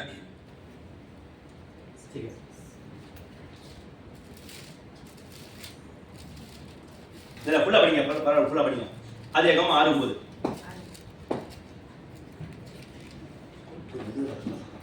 மனுஷர் பூமியின் மேல் பெருத்தோக்கி அவர்களுக்கு குமாரத்திகள் பிறந்தபோது, 6:9 ஆதியாகமம் 6:9. நோவாவின் வம்சத்தாரே, நோவா தம் காலத்தில் இருந்தவர்களுக்குள்ளே நீதிமானும் உத்தமனுமாய் இருந்தார். நோவா தேவனோடு சஞ்சரித்திருந்தார். நாம சொன்ன ஒரு காரியம் நல்லா அப்படியே அடுக்குமுறை யோசிச்சு பாருங்க. தேவனுடைய சித்தத்தை செஞ்சாரு, தேவனுக்காக அந்த அழைப்பை ஏற்றுக்கொண்டு அந்த படகு கட்டி கொண்டு வந்தாரு. இப்ப நம்ம வாழ்க்கையிலும் நம்ம தேவனுடைய சித்தத்தை செய்யணும், அந்த அழைப்பை அறிந்து கொண்டு நடக்கணும். நம்ம நல்ல ஒரு காரியம் புரிஞ்சு கொள்ளணும். தேவனோடு சஞ்சரித்தார் சொல்றாருல, நம்ம எவ்வளவுதான் பரிசுத்தமா இருக்கணும்னு சொல்லிட்டு தேவனை சஞ்சரிக்காம தேவனை தொழுது கொள்ளாம இருந்தோம்னா எப்படி இந்த வார்த்தையை நம்ம ஃபுல்பில் பண்ண முடியும்? ஆமாவா இல்லையா? கர்த்தர் அந்த மகனை ரட்சித்தது, அந்த மகனை தெரிந்து கொண்டு வழிநடத்துறது உண்மைனா அவர் செஞ்ச 3 காரியம் இருக்குது. அந்த 3 காரியத்தை பத்தி நான் பார்க்கணும். பரிசுத்த அவர் சித்தம் செஞ்சாரு, நாமளும் அவர் சித்தம் செய்ய பரிசுத்த என்ற நாமம் தரிக்கப்பட்டு அழைக்கப்பட்டிருக்கோம். நம்ம ஒவ்வொருவருக்கும் பரிசுத்த என்ற அழைப்பு கொடுக்கப்பட்டிருக்கு. நாம் வாழ்வர வாழ்க்கையில வந்து நம்ம நல்ல ஒரு காரியம் புரிஞ்சு கொள்ளணும். அவர் சித்தத்தை நடத்துவதற்கு எப்படி அறிந்து கொள்ள முடியும்னா அவரோடுக்குள்ள உறவு இருக்கும்னு அறிந்து கொள்ள முடியும். ஏன்னா அவரு ஆண்டு வாடி சொல்லிட்டாரு 10 வருஷம் ஓடல, அவர் தேவனோட சஞ்சரித்துக்கணும். ஏன்னா நடக்கிற பயணத்துல மிஸ்டேக் வரும். நம்ம நல்லா வாழ்ந்து கொண்டு நடக்கிறப்ப மேடுகள் வரும், பள்ளங்கள் வரும், கஷ்டங்கள் வரும். ஆனா நம்ம நல்லா புரிஞ்சு கொள்ளணும், நம்ம தேவனோட சஞ்சரித்து கொண்டு நடக்கும் பொழுதுதான் இந்த பரிசுத்தை நம்ம என்ன பண்ண முடியும்? ஃபுல்பில் பண்ண முடியும். ஆமாவா? அந்த பரிசுத்தை எப்படி பரிபூர்ணப்படுத்துனா நம்ம வாழ்க்கையில கர்த்தர் சொல்ற ஒவ்வொரு காரியத்தை எப்படி நம்ம நோவா என்பவர் எல்லா காரியத்தையும் செஞ்சு செயல்பட்டு நடந்தாரோ நாமும் அப்படி செயல்பட்டு நடக்கும் பொழுதுதான் நாம் அந்த பரிசுத்த வாழ்க்கைக்குள்ள பயணப்பட போறோம். சரிங்களா? இப்ப நம்ம பார்த்தது போல அவர் சித்தம் செய்யறதை வந்து நம்ம எப்படி உணர்ந்து கொண்டோமோ, இப்ப நம்ம இந்த பூமியில வந்து நான் சொன்னல பாவத்தை லேசா எடுத்துக்காதீங்கன்னு சொல்லிட்டு, அது ரொம்ப முக்கியம். ஏன்னா நம்ம இப்ப உள்ள காலத்துல கேள்விப்பட்டிருக்கோம், அநேகர் விழுந்திருக்காங்க, ஊழியர்கள் விழுந்திருக்காங்க, ரட்சிக்கப்பட்டவங்க விழுந்திருக்காங்க. எப்படி விழுந்தாங்க? அவர்கள் ஏற்கனவே ரட்சிக்கப்பட்ட விதம் வேறையா? அவர் இயேசு ஆராய்ச்சி விதம் வேறையா? இல்லையே. ஏன்னா விழுவதற்கான வாய்ப்புகள் அவங்க வாழ்க்கையில வரும் பொழுது, அதுக்கு இடம் கொடுக்கும் பொழுதுதான் விழுவதற்கான காரியம் இருக்கு. அப்ப நம்ம இந்த மாதிரி வாழ்க்கையில் நடக்கக்கூடாதபடிக்கு நம்ம என்ன பண்ணணும்னா, உலகத்தை காணப்பட அசுத்தங்கள் சொல்லினா அடுத்த ஒரு காரியத்துக்கு வரேன். நம்ம முதல் வந்து என்ன பண்ணணும்னா, நம்மளோட பயணத்துல கர்த்தருடைய சித்தம் இருக்கா என்று சொல்லி பரிபூரணத்தை அறிந்து கொண்டு நடக்கும் பொழுதுதான் நம்ம ஒவ்வொரு காரியம் வரும். அவர் அழைப்பு நம்மளை வந்து பரிசுத்தம் அழைத்திருக்கான்னு சொல்லி நம்ம சொன்னது போல, நம்மளோட வாழ்க்கை பயணத்துல இந்த அழைப்பை வைத்துக் கொண்டு பரிசுத்தமாய் போகும் பொழுதுதான் நம்ம அவரோட வாழ்கின்ற அந்த அனுபவத்துக்குள்ள போக முடியும். அந்த அனுபவத்தை நம்ம எப்படி பெற்றுக்கொள்ள முடியும்னா, அவரோடு சஞ்சரிக்கும் பொழுதுதான். அந்த பாருங்க, நோவா வாழ்ந்த காலத்துல வந்து அநேகர் காதுல விளக்கப்பட்டல தேவன் பேசினது. அநேகருக்கு வாழ்க்கையில வந்து சின்ன பிள்ளைங்க இருந்திருப்பாங்க, பெரியவங்க இருந்திருப்பாங்க, படிச்சவங்களா இருந்திருப்பாங்க. ஆனா அவங்களுக்கு தேவன் பேசுறது விளங்குச்சா? ஏன் நோவா மட்டும் விளங்குச்சுன்னா, சித்தத்தையும் அழைப்பையும் பரிசுத்தையும் உணர்ந்து கொண்டனாலதான். நான் மீண்டும் மீண்டும் ஏன் சொல்றேன்னா, நம்ம இந்த பூமியில அநேக காரியங்களை இன்னும் கேட்டுக்கொண்டுதான் இருக்கும். நம்ம இந்த பைபிள் கேட்கிற அந்த யூடியூப்ல கேட்கிற அந்த அதெல்லாம் ரோமன் சொல்ல வரல, திருச்சி தரிசனம் கேட்போம், இதெல்லாம் கேட்போம்ல, அது ரோமன் சொல்ல வரல. நம்ம அவர் சித்தத்தின்படி பரிசுத்தமா ஃபாலோ பண்றோமா? ஒன்னொன்னு அவருக்கு ஒரு சஞ்சரிக்கிறது எப்படி சஞ்சரிக்க வச்சுக்கிறோம்? யூடியூப்ல பார்த்துட்டு பிரசங்கம் பண்ணிட்டு நம்ம கேட்டுட்டு இப்படி போனதை இது பண்றோமா? இது நம்ம சொல்ல நிறைய காரியம் அப்படிதான் இருக்கு. நம்மளுக்கு இந்த லாக்டவுன் நம்மளுக்கு வந்து அழகா தெரிஞ்சிடும். அன்னைக்கு ஒன்லைன்ல நாங்க ஒன்லைன்ல பாக்குறோம்னு சொல்லுவாங்க. நம்ம யாரும் அப்படி இல்லை. ஆமாவா? நம்ம கேள்விப்பட்டிருக்கோமா இல்லையா? அப்படி இருக்கப்ப நம்ம அவரோட சஞ்சரிக்கிறது எப்படி ஆயிடுச்சுன்னா, போன்ல சஞ்சரித்த கத்தர் பேசுவாரா? நினைக்கிறீங்களா? பேசுவாரா? சார் மணிக்கா சொல்லுங்க. ஆமாவா? அது வந்து நமக்கு ஒரு மோட்டிவேஷனா தான் இருக்கும், தவிர நம்ம கர்த்தரோட உள்ள உறவு இருக்கணும். அப்ப பரிசுத்தை பரிபூர்ணப்படுத்துறதுக்கு வந்து கர்த்தர் என்னோட பேசுவார்ன்ற ஒரு நம்பிக்கை இருக்கு. ஏன்னா அந்த நோவா வாழ்ந்த காலத்துல யாருக்கிட்ட அந்த வாய்ப்பு கிடைக்கல. நோவா அந்த வாய்ப்பு கிடைச்சதை பிடிச்சு கொண்டாரு. எனக்கு துக்கங்கள் வரும், நான் கர்த்தரோட சஞ்சரிக்கிறத குறைச்சிக்க மாட்டேன். எனக்கு அவமானங்கள் வரும், நான் கர்த்தர் சஞ்சரிக்கிறத குறைச்சி கொள்ள மாட்டேன். அதுதான் நம்ம இந்த வாழ்க்கையில் கடந்து போக வேண்டிய ஒரு காரியமா இருக்குது. நாம் தேவனை சஞ்சரித்து பரிசுத்தமாய் வாழ்வதற்கு நம் வாழ்க்கையில விட வேண்டிய, தொடக்கூடாத, அணுகக்கூடாத, ஐக்கியப்படக்கூடாத ஒரு வாழ்க்கை வாழணும். ஏன்னா கர்த்தர் இந்த பூமியில வந்து அவர் இந்த பூமியை உண்டாக்கினவர் அவரு. ஆனா அந்த பூமிக்கு ஒத்து போக மாட்டார். ஆமாவா? ஏன்னா பூமியில காரியத்துக்கு ஒத்து போக மாட்டார். ஏன்னா பூமியில காணப்படுகிற நீதி, கர்த்தர் காணப்படுகிற நீதி வேற. உலகத்துல வந்து ஒரு மனுஷன் நல்லா வாழ்ந்தானா உலகத்துல அவர் எப்படி ஐடென்டிஃபை பண்ணுவானா? நல்ல மனுஷன். ஆமாவா இல்லையா? ஆமாவா இல்லையா சிஸ்டர்? ஆமாவா இல்லையா சிஸ்டர்? ரெண்டு பேருக்குனால அப்படி சொல்லிட்டேன். ஒன்னா எனக்கு தொண்டை ரொம்ப அடைக்குது.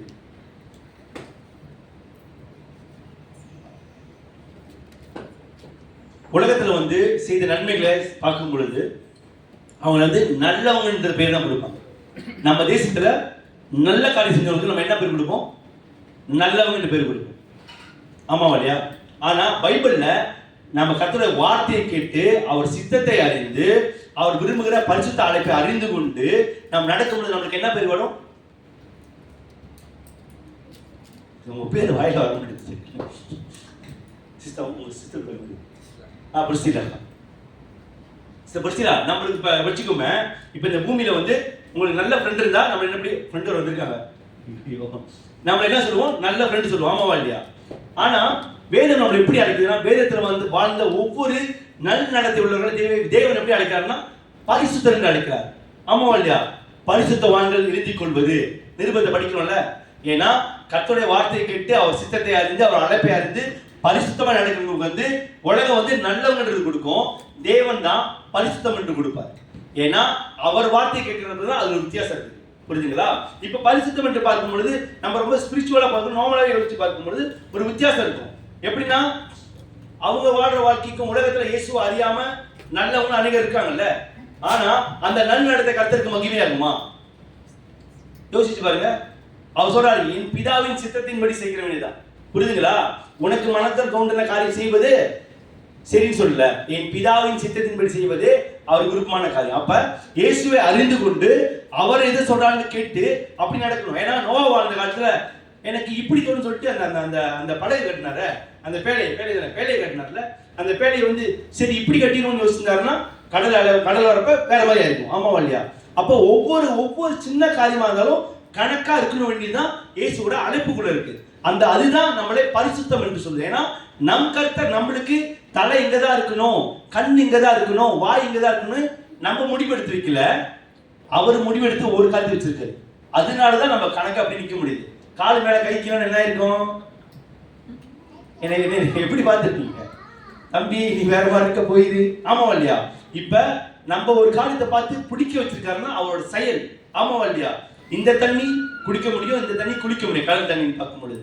அப்ப கர்த்தருக்கு நம்மளை விட பெட்டரா கிளியரா தெரியும் எது உண்மை, எது நீதி, எது செய்யணும், எதை செய்யக்கூடாது. அப்ப நம்ம வாழ்க்கையின் பயணத்துல இந்த பரிசுத்தரா இருப்பதற்கு நம்ம என்ன பண்ணணும்னா கர்த்தருடைய சந்நிதியில் இருந்து, இப்ப நம்ம சொன்னது கர்த்தர் சந்நிதியில இருந்து அவரோடு இணைந்து அவர் பேசுறதை கேட்டு நடக்கும் பொழுதுதான் இந்த பரிசுத்த வாழ்க்கையை பரிபூரணம் பண்ண முடியும். அப்பதான் அந்த வார்த்தைகளை நம்ம பரிபூரணப்படுத்த முடியும். நான் பரிசுத்தரா இருப்பது போல நீங்களும் பரிசுத்தமா இருக்க முடியும் சொல்லிட்டு, ஆமாவா? அப்ப நம்ம முதல்ல ஒரு காரியம் புரிந்து கொள்ளணும், பாவத்தை விட்டு விலகணும். இப்ப நாங்களாம் பாவம் செய்யறோமா? இல்ல. இந்த பாவம் செய்யற பூமியில வாழ்ந்து கொண்டிருக்கோம். நம்ம சொன்ன மாதிரி ஒரு நாளைக்கு ஒரு கேஸ் நடக்க சொன்னல, இப்படிப்பட்ட காரியங்கள் நடக்கக்கூடாதபடி ஜெபிப்பதே நம்ம கர்த்தருக்கு முன்பாக செய்கிற ஒரு ஊக்கமான காரியமா இருக்கு. நம்ம ஜெபிக்கும் பொழுது நமக்கு இப்படிப்பட்ட காரியங்கள் நம்ம சுற்றிலோ ஒரு சரௌண்டிங் உள்ள அந்த காரியம் நடக்காதபடி நம்ம ஜெபம் தாங்குவோம். சரிங்களா? ஏன் நம்ம பிரேயர் மீட்டிங் நம்ம தேசத்துக்காக ஜெபம் பண்றோம்? தேசம் அவங்களுக்கு காசு இருக்கு, அவங்களுக்கு இது இருக்கு, அவங்க பாத்துக்கிறாங்களா? ஆமா தானே? ஆமா இல்லையா? நம்ம தப்பா சொல்லிட்டோம் இல்ல தானே? அவங்க சரி, நம்ம ஏன் ஜெபிக்கிறோம்? கர்த்தர் விரும்புகிற ஒரு காரியம் இருக்கு. உன் தேசத்துக்கு நீ உன் தலைகளை தாழ்த்தி நீ உபவாசம் பண்ணி கேள்வி கொள்ளும் பொழுது நான் சேமத்தை கொடுப்பேன், ஆமாவா இல்லையா? அப்போ நம்ம அந்த ஜெபத்தை விசுவாசிக்கிறனால, அவர் விரும்புகிற ஒரு காரியம் செய்யறதுனால நம்ம என்ன பண்றோம்? அவர் செயல்கள் நடக்கும். அப்படி இருக்கும்பொழுது இந்த பூமியில பாவம் நடந்து கொண்டிருந்தாலும் நம்ம என்ன பண்ணோம்? பாவத்துக்கு விலகி, பாவம் சொல்லி பாக்குறப்ப வெளிப்புறமா இருக்கிறது மட்டும் யோசிக்க வேணும். சரியா? இப்ப நம்ம பரிசுத்தை பத்தி பேசுறப்ப உலகம் எப்படி பேசணும்? சுத்தத்தை பத்தி அழுக்கா இருக்கிறது. இப்ப சிம்பிளா வச்சுக்கோமே, பிரசிலா வீட்டுக்கு இமேல் வீட்டுக்கு நான் வரேன், வேலை முடிச்சுட்டு வரேன். இப்படியே வரலையா? வேலை முடிச்சுட்டு கடையில் லோரி பண்ண காட்டினால அந்த பிரண்டி அந்த வேர்வில் அப்படியே ஆயிட்டு வச்சுக்கோமே, அப்படியே வரேன். உங்களுக்கு எப்படி இருக்கும்? வந்துட்டீங்கன்னு இருக்கும், சொல்ல மனசுக்குள்ள எப்படி இருக்கும்? என்ன அந்த வேர்வையோட அழுக்கோட ஒரு ஃபீல் இருக்குமா இருக்காது? இல்லை சும்மா தலையாச்சும் ஆட்டிக்கியா? இது சரி, ஒரு வாட்டி வரல, 4-5 வாட்டி வரேன் வீட்டுக்கு. வேலை முடிச்சுட்டு வரேன். ஆனால் நான் வேலை செய்யறது ப்ரொஜெக்ட் சைட் போனாலும் கொஞ்சம் தூசியாக இருக்கும்ல, கொஞ்சம் தூசியாக தான் இருக்கும். ஏன்னா அந்த மண்ணு தூசி அந்த ப்ராஜெக்ட் உருவாக்கணும் வீடு. சரியா? அப்படி ஒன் டைம் வரேன், ஓகே நீங்க எடுத்துங்க. 2வது டைம் வரப்போ தூசியாவே இருக்கு. நீங்க என்ன நினைச்சீங்க? அண்ணன் கொஞ்சம் குடிச்சுட்டு வந்துருக்கலாமே சொல்லி சிஸ்டர் சொல்லிருக்கீங்க இல்லையா? அழகா சொல்லிருக்கீங்க, அண்ணன் நீங்க கொஞ்சம் குடிச்சு வந்து, ஆமாவா இல்லையா? நீங்க சொல்றது தப்பு இல்லை. ஆனா ஏன்னா எனக்குள்ள அந்த அழுக்கு இருக்கு, இது வெளிப்புற அழுக்கு. ஏன்னா உலகம் இதை தான் சொல்ல முடியும். இயேசு கிறிஸ்து இதையும் தாண்டி உள்ளுக்கு போனாரு. உன் எண்ணங்கள், பழைய ஏற்பாடுல நீ பாவம் பண்ணா கொலை பண்ணுவ, புதிய ஏற்பாடுல நீ பாவக்காரியம் நினைச்சாலே அதை செஞ்சதுக்கு சமம். அதனாலதான் சொல்றேன், நம்ம வாழ்ற வாழ்க்கையில உலகத்தில் செய்யற பெரிய பெரிய பாவங்கள் வச்சு நம்ம ஜட்ஜ்மெண்ட் பண்ணி கொண்டு போக வேண்டாம். அது ஒரு காரியமா தான் இருக்குது. அதெல்லாம் ஐடென்டிஃபை பண்ணிச்சேன்னா, இப்ப நம்ம இந்த தேசத்தில் நடந்திருக்க இவ்வளவு பாவ காரியங்கள், இவ்வளவு கேங்சரிதம் காரியங்கள், இவ்வளவு கொலைகள் சொல்லிட்டு ஐடென்டிஃபை பண்ணி அது சொல்லிடுவாங்க. ஏன்னா அது கிளியரா தெரியுது. இப்போ உள்ளான இதயத்துல தெரியுற காரியங்கள் யாரு சொல்ல முடியும்? சிஸ்டர் மோனிகா நான் நினைக்கிறேன்னு சொல்லிட முடியுமா? ஜட்ஜ்மெண்ட் பண்ணிட முடியுமா? முடியாது. அதெல்லாம் பண்றதுக்கு ஒரே ஒருத்தர் இருக்காரு, ஆண்டவர். அவர் எப்படிப்பட்டவரா இருக்காரு? பரிசுத்தரா இருக்காரு. ஏன்னா நான் முத ஆரம்பத்தை சொன்னேன், நம்மளுக்கு மோட்டிவேஷன் கொடுப்பாங்க, நல்ல காரியம் பேசுறாங்கன்னு சொல்லிட்டு. நம்ம அவங்க பேசுற வரைக்கும் தான் ஐயோ அப்படி பேசுறாங்க இப்படி இருக்கணும்ட்டு. அவங்களும் அந்த மேடை விட்டு இறங்கி நடக்கும் பொழுது, பழகி பார்க்கும் பொழுது தான் தெரியும் அந்த பரிசுத்தம் அவங்கள்ட்ட இருக்காது. அவங்கள்ட்ட இருக்க அந்த இது அவங்க பேச்சில் இருக்காது, அவங்க நடத்துல இருக்காது. நான் அவங்க குறை சொல்ல வரல, இப்படிதான் இந்த உலகத்தில் நடந்து கொண்டு இருக்கு. அப்ப நம்ம இந்த நான் பரிசுத்தரா இருப்பது போல நீங்கள் பரிசுத்தமா இருப்பதற்கு ஒரு காரியம் வெளிப்புறம் மட்டுமல்ல, நம் எண்ணங்கள் இருக்கு. ஏன்னா இயேசு கிறிஸ்து விரும்புகிற காரியமே அதுதான். ஹோலினஸ் என்று சொல்லி பார்க்கும் பொழுது நம் பார்வையில பரிசுத்தம் இருக்கு. நான் சொன்னேன்ல, பழைய ஏற்பாடுல பாவம் பண்ணா மரணம். தேங்க்யூ. ஏன்னா கொலை செய்வாயான்னு போட்டிருக்கல, பாவம் பண்ணா மன்னிச்சிருவாயான்னு போட்டிருக்கா. பழைய ஏற்பாடு அப்படி இருக்கப்ப, புதிய ஏற்பாடுல கிருபையின் காலத்தினால பாவம் பண்ணா நம்ம பல காரியங்களை மன்னிப்பு ஆண்டவர் கிருபையினால மன்னிக்கப்பட்டு போறோம். ஆனா கர்த்தர் விரும்புகிற காரியம் என்ன? கர்த்தர் விரும்புகிற பரிசுத்தம் என்ன? உன் சிந்தையும் பரிசுத்தமா இருக்கணும், உன் பார்வையும் பரிசுத்தமா இருக்கணும், உன் நடத்தை, அதாவது நம்ம நடத்தை, நம்ம பேச்சு, நம்ம எண்ணங்கள், நம்ம செயல்பாடு ஒவ்வொன்றும் பரிசுத்தமா இருக்கணும். நம்மளுக்கு நிறைய காரியங்கள் மோட்டிவேஷனாலும் அட்வைஸ் பண்ணி ஒவ்வொரு காரியங்கள் சொன்னாலும் சரி, நாம் கர்த்தர் கொடுத்த இந்த வார்த்தையை நடக்கிறதுக்கு ஒரு முக்கியமான காரியம், நாம் அவருக்கு முன்பாக உத்தமனும் சன்மார்க்கனும் எப்படிதான் நீதி உள்ளவனா இருக்கணும், அது தேவனோட சஞ்சரிக்கணும். அப்ப இந்த பரிசுத்தத்தை நம்ம ஃபீல் பண்ண முடியும். ஏன்னா உலகத்தில் உள்ளவங்க நான் ஒழுங்கா பேசுறேன், ஒழுங்கா படிச்சிருக்கேன், எனக்கு கீழ்படுத்தணும் என்ன தெரியும், எனக்கு அன்புன்னு என்னன்னு தெரியும், எனக்கு என்கரேஜ்மெண்ட் என்ன தெரியும், உதவி என்ன தெரியும், எல்லாரும் செய்யறாங்க. ஆனா தேவனோட சஞ்சரிக்க நாம அவர் சஞ்சரிக்க முடியுமா? முடியாது. அப்ப நம்ம வாழ்க்கையில நமக்கு இன்னொரு முக்கியமான ஒரு காரியம் இருக்கு. பரிசுத்த ஆவியானவரோட பலத்தில் நடக்கும் பொழுதுதான் நம்மளை உணர்த்தி நடத்துவார். இந்த பரிசுத்த வாழ்க்கைக்கு முதல் ஒரு பயணம் பரிசுத்த ஆவியானவர் பலன் வேணும். இந்த பரிசுத்த ஆவியின் பலன் இருந்தாதான் எது நம்ம செய்யற உண்மை, எது நம்ம செய்யற சரின்னு ஆவியானவர் தவிர நம்மோடு கூட என்ன பண்ணுவாரா? உணர்த்தி நடத்துவார். ஆமா இல்லையா? நான் ரோங்க சொல்றேன்னா, அப்ப நம்ம வாழ்ற வாழ்க்கையில நம்ம பரிசுத்தமா இருக்கணும்னா நம்ம ஒரு காரியம் புரிஞ்சோம்னா வேதத்தின்படி, அவர் சித்தத்தின்படி, அவர் அழைத்த அழைப்பின்படி பண்ற பயணத்துல பரிசுத்த ஆவியோட பலத்தை பிடித்து கொண்டு நடக்கும் பொழுதுதான் அவர் நம்மளுக்கு சொல்லுவாரு, நீ போற பயணம் சரியா இல்லையான்னு சொல்லிட்டு. இல்லைன்னு சொன்னாக்கா உலக பார்வையில நம்ம செய்யற தப்புக்கு ஏற்ற மாதிரி போயிடுவோம், நம்ம நினைச்சுக்கோ அது சரின்னு என்று சொல்லிட்டு. புரியுதுங்களா? நம்ம வாழ்ற வாழ்க்கையில பரிசுத்த ஆவியானவர் ரொம்ப முக்கியம். ஏன்னா அவர் பரிசுத்தர். புரியுதுங்களா? பரிசுத்த ஆவியானவர் அப்ப இயேசு வாழ்க்கைக்கு நமக்கு பரிசுத்த ஆவி பலன் இல்லைன்னு சொன்னாக்கா நம்ம கடைபிடிக்க முடியுமா? நம்ம பலவீனமாயிருவோம், நம்ம சோர்த்து போயிடுவோம். அப்ப இந்த பூமியில பிழைக்கப்பட்ட வாழ்க்கைக்கு நம்ம இந்த கர்த்தர் கொடுத்த இந்த வார்த்தையை நம்ம நடக்குவதற்கு ஒரு முக்கியமான ஒரு காரியம் இருக்குது, பரிசுத்தம். அந்த பரிசுத்தம் நம்ம கடைபிடிவதற்கு அதை எப்படி ஃபீல் பண்ணணும்னா நம்மளுடைய எண்ணங்கள். நம்ம நிறைய கதைகள் சொல்லிட்டு போயிட்டேன், நான் நோவா பத்தியா சொல்லிட்டு போயிட்டேன். இப்ப நம்ம எடுத்துக்கொள்ள வேண்டியது எப்படின்னா, நோவா அவர் சித்தத்தை அறிந்து கொண்டு நடந்தது போல நம்ம வாழ்க்கையிலும் இயேசுவின் சித்தத்தை அறிந்து கொண்டு நடப்போம். நமக்கு நடக்கும் பொழுது நம் பயணத்துல நிறைய மேடுகள் வரும். நம்ம நினைச்சுக்கொள்ளணும், இந்த மேடுகள் என் அழைப்பை தடுக்காது. நம்ம நல்லா புரிஞ்சுக்கணும், இந்த அழைப்பு இயேசு அறிந்து கொண்ட ஒவ்வொருக்கும் அந்த அழைப்பு இருக்கு. எனக்கு வாழ்க்கையில மேடு வரும் பொழுதும், பள்ளம் வரும் பொழுதும், கஷ்டம் வரும் பொழுதும், நெருக்கடிகள் வரும் பொழுதும் நான் என்னோட போக்கஸ் என்ன பண்ண மாட்டேன், இந்த பரிசுத்தை விட்டு விலக மாட்டேன். எப்படின்னா, என் பார்வையிலும் சரியா இருப்பேன், என் பேச்சிலும் சரியா இருப்பேன், என் நடத்தையிலும் சரியா இருப்பேன், என்னோட எல்லா காரியத்திலும் சரியா இருப்பேன். என்னை சரியா இருக்க வைக்கிறது யாருன்னா பரிசுத்த ஆவியானவர்.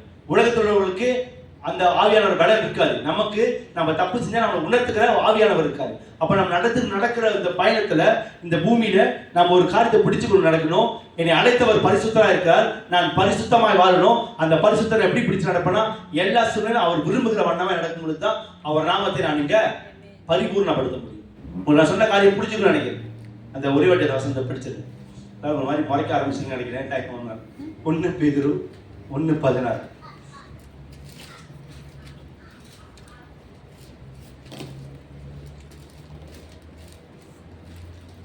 ஒன்று பேதுரு எடுத்து வாசிக்கலாம்.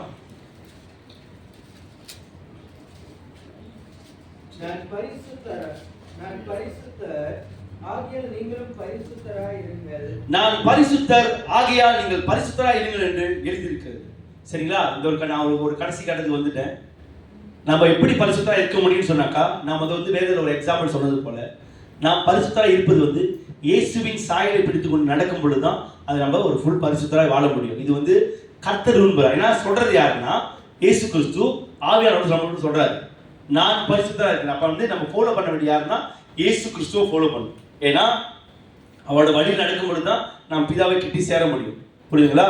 இயேசு சொன்ன வார்த்தையை வைத்துக்கொண்டு என் சுயபடி நடந்தா ஏமாற்றப்பட்டுரும், கைவிடப்பட்டுரும். அதாவது நான் சொல்றது திருப்பி வாடி சொல்றேன், உலகத்துல லேசா காணப்படுகிற தவறு என்று நினைத்துக்கொண்டு இது வியாசாதான என்று நினைக்கும் பொழுது நம்ம என்ன பண்றோம், நம்ம பரிசுத்தத்தை விட்டுருவோம். நம்ம தெளிவா புரிஞ்சுக்குவோம், நம்ம என்ன சூழ்நிலை வரும் பொழுதும் நாம் இயேசுவின் சாயல்படி நடப்பதே அந்த பரிசுத்துக்கு அடையாளமா இருக்குது. சரிங்களா? இந்த பரிசுத்த ஓய்வு நாள் வந்திருக்க உங்க அனைவருக்கும் ஒரு காரியம் சொல்றேன், நம்மளை அழைத்தவர் பரிசுத்தராக இருக்கிறார். எந்த சூழ்நிலை வரும் பொழுதும் சரி, எனக்கு அவர் என்ன பண்ணிருக்காருன்னா அவர் சித்தம்படி என்னை பரிசுத்தமா இருக்க சொல்லியிருக்காரு. இன்னிலேருந்து ஒரு காரியம் மைண்ட்ல வச்சுக்கோங்க, அவர் சித்தம் செய்த முதல் ஒரு காரியம் இருக்கு, நான் பரிசுத்தமா இருக்கணும். ஏன்னா வசனம் படிச்சிருந்தானே 4:3 இல்ல, 1 நான் பரிசுத்தமா இருப்பதே அவர் சித்தம். ரெண்டாவது, இயேசுவை அறிந்து கொண்டு வாழ்கிற சின்ன பிள்ளை பெரிய பிள்ளை இல்ல, படிச்சவங்க உயர்ந்தவங்க அப்படிலாம் இல்லை, எல்லாருக்கும் ஒரு அழைப்பு இருக்கு. அந்த அழைப்பு பரிசுத்தமான அழைப்பு. அந்த அழைப்பை பரிபூர்ணப்படுத்துவதற்கு இயேசுவின் சாயலின்படி வாழும் பொழுது, அவரோடு உள்ள உறவோடு வாழும் பொழுது, அவர் சொல்ற வார்த்தையின்படி பாவத்துக்கு எல்லாம் விலகி மீறுதெல்லாம் விலகி வாழும் பொழுதுதான் வாழ்கிற நம்மளுக்கு தான் இந்த வார்த்தையோட ஆசீர்வாதம் கிரியை செய்யும். அந்த ஆசீர்வாதம் நம்மளை நித்தியத்தை கொண்டு போகும். ஏன்னா பரிசுத்தம் இல்லாம தேவனை தரிசிக்க முடியாது சொல்றது போல, பரிசுத்தம் இல்லாம பரவதுக்கு போயிட முடியுமா நம்மளால? அப்ப நமக்கு எவ்வளவு முக்கியம். இயேசு அறிந்து கொண்டு வாழ்வு சொல்றது முக்கியம் என்று சொன்னது போல நம் வாழ்க்கையில இயேசு கிறிஸ்து விரும்புகிற அந்த பரிசுத்தை கடைபிடித்து நடப்போம். அது நம்மளுக்கு தெரிஞ்ச நம்ம பார்க்க ஒரு சில பலவீனமா இருக்கும் பொழுது நம்ம இந்த வார்த்தையை வைத்து அவர் என்கரேஜ் பண்ணோம். நம்மளுக்கு வந்து இயேசு அழைச்சிருக்காருன்னு சொல்லிட்டு. ஏன்னா பலவீனமா இருக்கும், பலவித மைண்ட்ல பேசுவாங்க. நமக்கு இயேசு சித்தம் இருக்கியா, பரிசுத்தமா இருக்கணும். நமக்கு இயேசுவோட கொடுத்த அழைப்பு இருக்கியா, நான் பரிசுத்தமா இருக்கணும். இது நமக்கு மட்டும் இல்லை, நம்மளை சார்ந்து நம்மளை சந்திக்கிற ஒவ்வொருவருக்கும் ஒரு வார்த்தை, அவர் பரிசுத்தமா இருப்பது போல நாம் பரிசுத்தமா இருக்கணும். இதுதான் இயேசு நம்ம வாழ்க்கை விரும்புகிற காரியமா இருக்கு. சரிங்களா? நம்ம எழுந்து நின்று கண்களை மூடி ஜெபம் செய்வோம். அப்படி நம்ம திருவிழாவை கடந்து போக போறோம். உங்களை அப்படியே ஒப்பு கொடுங்க. நான் வந்து நம்ம கர்த்தர் விரும்புகிற அந்த பரிசுத்தரை பயணிக்க நம்ம எல்லாம் ஒருங்கிணைக்கப்பட்டிருக்கோம். சரிங்களா? உங்க வாழ்க்கையில நீங்க இன்னும் பரிசுத்தப்பட, இன்னும் அவருக்குள் பலப்பட நீங்க உங்களுக்குள்ளே பர்சனலா ஒப்பு கொடுங்க. இது நம்ம அந்த நேரத்துக்குள்ள வந்திருக்கோம். சரிங்களா? நம்ம ஒப்பு கொடுக்கும் பொழுது அவர் அதிக பலனை கொடுப்பார். ஏன்னா நம்ம ஆராதிக்கிறவர் ஆவியானவர். சரிங்களா? அவர் நம்ம வந்து பலனை கொடுத்து நம்ம வழிநடத்துவதா இருக்கு. அப்படியே கொஞ்ச நேரம் நம்ம ஒப்பு கொடுப்போம். நன்றி செலுத்துகிறோம் ஆண்டவரே, நன்றி செலுத்துகிறோம் ஆண்டவரே, நன்றி செலுத்துகிறோம் அப்பா. நீ நல்லவர் நல்லவர் நல்லவர் இயேசுவே. அப்பா, தியானித்த வார்த்தையும் கருத்தில் ஒப்பு கொண்டு இருக்கிறோம் ஆண்டவரே. அதிசயங்களை செய்கிறவர் அப்பா, நீ பரிசுத்தர் ஆண்டவரே. எங்கள் கண்களிலே எங்கள் காதுகளிலே ஆண்டவரே அப்பா, இந்த நாளில் கூட ஆண்டவரே அப்ப நாங்கள் கேட்கப்பட்ட இந்த வார்த்தையும் கருத்தில் ஒப்பு கொடுக்கிறோம். நான் பரிசுத்தராய் இருப்பது போல நீங்களும் பரிசுத்தமாய் இருக்க சொன்னீங்க ஆண்டவரே. அப்பா, நாங்கள் பரிசுத்தமாய் வாழ, இன்னும் பரிசுத்தத்தின்படி கீழ்ப்படிந்து நடக்க, உம் சித்தத்தை செய்கிற பிள்ளைகளாய், உம் சித்தத்தின் அழைப்பை அறிந்து கொண்டு பரிசுத்தமாய் பயணம் பண்ண, இயேசுவோடு கூட பேசுகிற வாக்கியத்தை பெற்றுக்கொண்டு வேதத்தை தியானித்து ஆண்டவரே அப்பா, நாங்கள் உம்மோடு கூட பேசுவோம், நீங்கள் எங்களோடு கூட பேசுற அந்த பாக்கியத்தை பெற்றுக்கொண்டு நடக்க இந்த நாளில் எங்களை ஒப்பு கொண்டிருக்கிறோம் ஆண்டவரே. நீர் நல்ல தேவன், நீர் எங்களை பலப்படுத்துகிற தேவன் ஆண்டவரே. அப்படியே கண்களை முடிய ஒவ்வொரு ஒப்பு கொடு. ஹல்லேலூயா.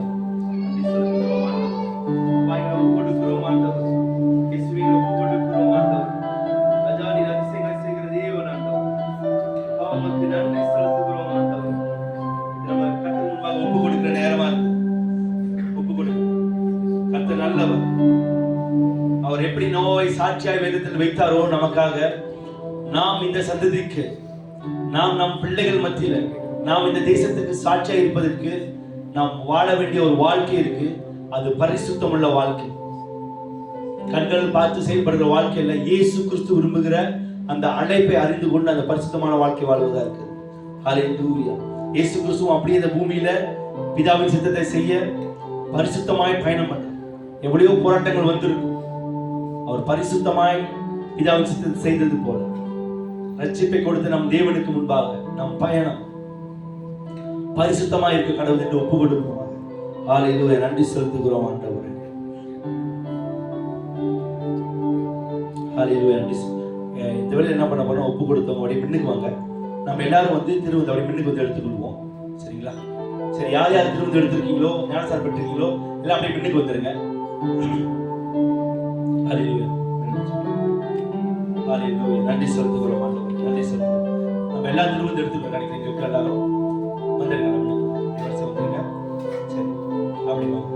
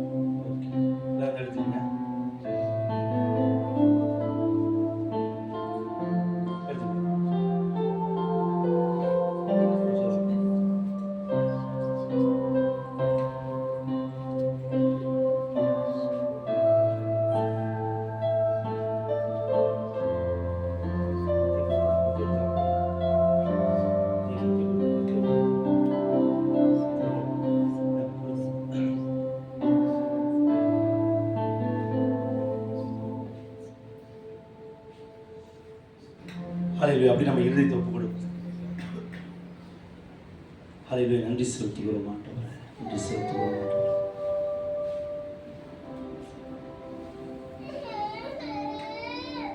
ஹalleluya. நம்மளுக்கு இந்த திருவிருந்தை பற்றி தியானிக்கும் பொழுது நாம் இயேசு கிறிஸ்து தன் சீஷர்கள் முன்பாக அவர் சொன்ன வார்த்தையை நினைவு கூர்ந்து அவர் விரும்பினார் நம்மெல்லாம் அவரோடு கூட அவர் நாமத்தை மகிமைப்படுத்தும்படிக்காக, அவரோடு கூட பிரதேசம் இருக்கும்படிக்காக, அவர் ராஜ்யத்தை கட்டும்படிக்காக, அவரோடு கூட பூமியில் ஆளுகை செய்யும்படிக்காக நம்மளை அழைத்திருக்கிறார்.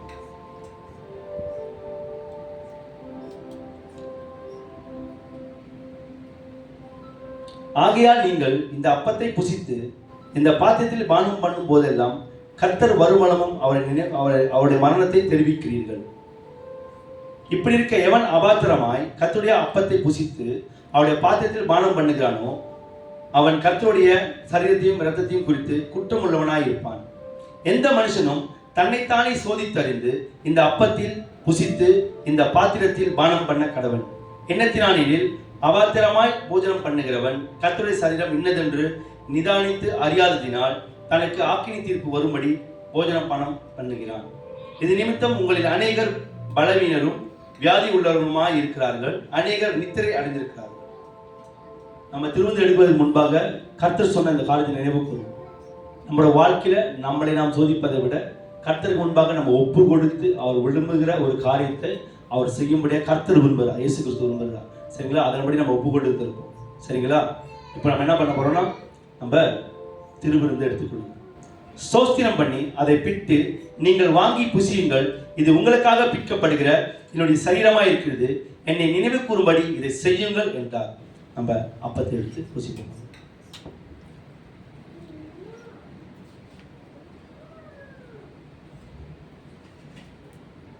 போஜனம் பண்ணின பின்பு அவர் அந்தபடியே பாத்திரத்தையும் எடுத்து, இந்த பாத்திரம் என் இரத்தத்தினால் ஆகிய புதிய உடன்படிக்கையாய் இருக்கிறது, நீங்கள் இதை பானம் பண்ணும் போதெல்லாம் என்னை நினைவு கூறும்படி இதை செய்யுங்கள் என்றார். பானம் பண்ணுவோம்.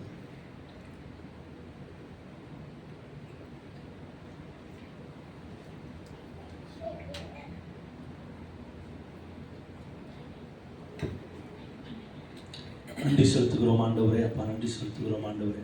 ஒரு நிமிஷம் எடுத்துங்க உங்களுக்காக. இந்த நாளில் நம்ம கர்த்தர் கொடுத்த ஒரு ஆசீர்வாதம் இருக்கிறது. அவர் விரும்பினபடி அவர் பரிசுத்தத்தையும் சரி, அவர் நமக்காய் வைத்த அவர் அப்பத்தையும் சரீரத்தையும் நம்ம மானம் பண்ண கர்த்தர் கிருபை செய்திருக்கிறார். நீங்கள் ஒப்பு கொடுத்த ஒவ்வொரு காரியத்தையும் கர்த்தர் அறிந்திருக்கிறார். அவர் விரும்புகிற காரியமா இருக்குது. நாம் பலவீனமாக இருந்தால் அவர் பலப்படுத்த வல்லவராக இருக்கிறார். அவர் விரும்புகிற ஒரு வழி இருக்குது, பரிசுத்தமான வழி. நம்ம ஒப்பு கொடுத்து நன்றி செலுத்துகிறோம் ஆண்டவரே. நன்றி செலுத்துகிறோம் அப்பா. பிதாவே உமக்கு நன்றி செலுத்துகிறோம் ஆண்டவரே. இந்த நாளில் கூட ஆராதனை ஆண்டவரே அப்பா எங்களை முழுமையாக கருத்தில் ஒப்பு கொடுக்கிறோம் ஆண்டவரே. அப்பா நீர் பெரியவர் ஆண்டவரே, நீர் பரிசுத்தர் அப்பா, நீர் பரிசுத்தர் ஆண்டவரே. உம்மை பின்பற்றுகிற பிள்ளைகளாய் எங்களை ஒப்பு கொடுக்கிறோம் ஆண்டவரே. நீர் தாமே எங்களை வழி நடத்துங்கப்பா. நன்றி செலுத்துகிறோம் ஆண்டவரே. நன்றி செலுத்துகிறோம் அப்பா. அப்பா நன்றி செலுத்துகிறோம் ஆண்டவரே. இந்த நாளில் கூட ஆண்டவரே வார்த்தை கேட்ட அனைத்து ஒவ்வொரு பிள்ளைகளையும் ஆண்டவரே நீர் இருதயத்தோடு கூட பேசுங்க சுவாமி. நீங்க வழி நடத்துங்கப்பா. அப்பா உலகத்துக்கும் எங்களுக்கு நீங்க பிரித்தெடுத்த உணர்வுகளோடு நடந்து கொண்டு நாங்கள் நாமத்தை மகிமைப்படுத்த கர்த்தர் எங்களுக்கு கிருபை செய்வீராக சுவாமி. உமது ஆசீர்வாதம் கிருபை தயவு எங்களோடு கூட இருப்பதாக சுவாமி. எங்களை தாழ்த்துகிறோம் ஆண்டவரே. அன்பின் இயேசுவின் மூலம் வேண்டிக் கொள்கிறோம் பிதா. ஆமென் ஆமென். அனைவரும் நம்ம சொல்லுங்கள் காத்திருக்கிறோம்.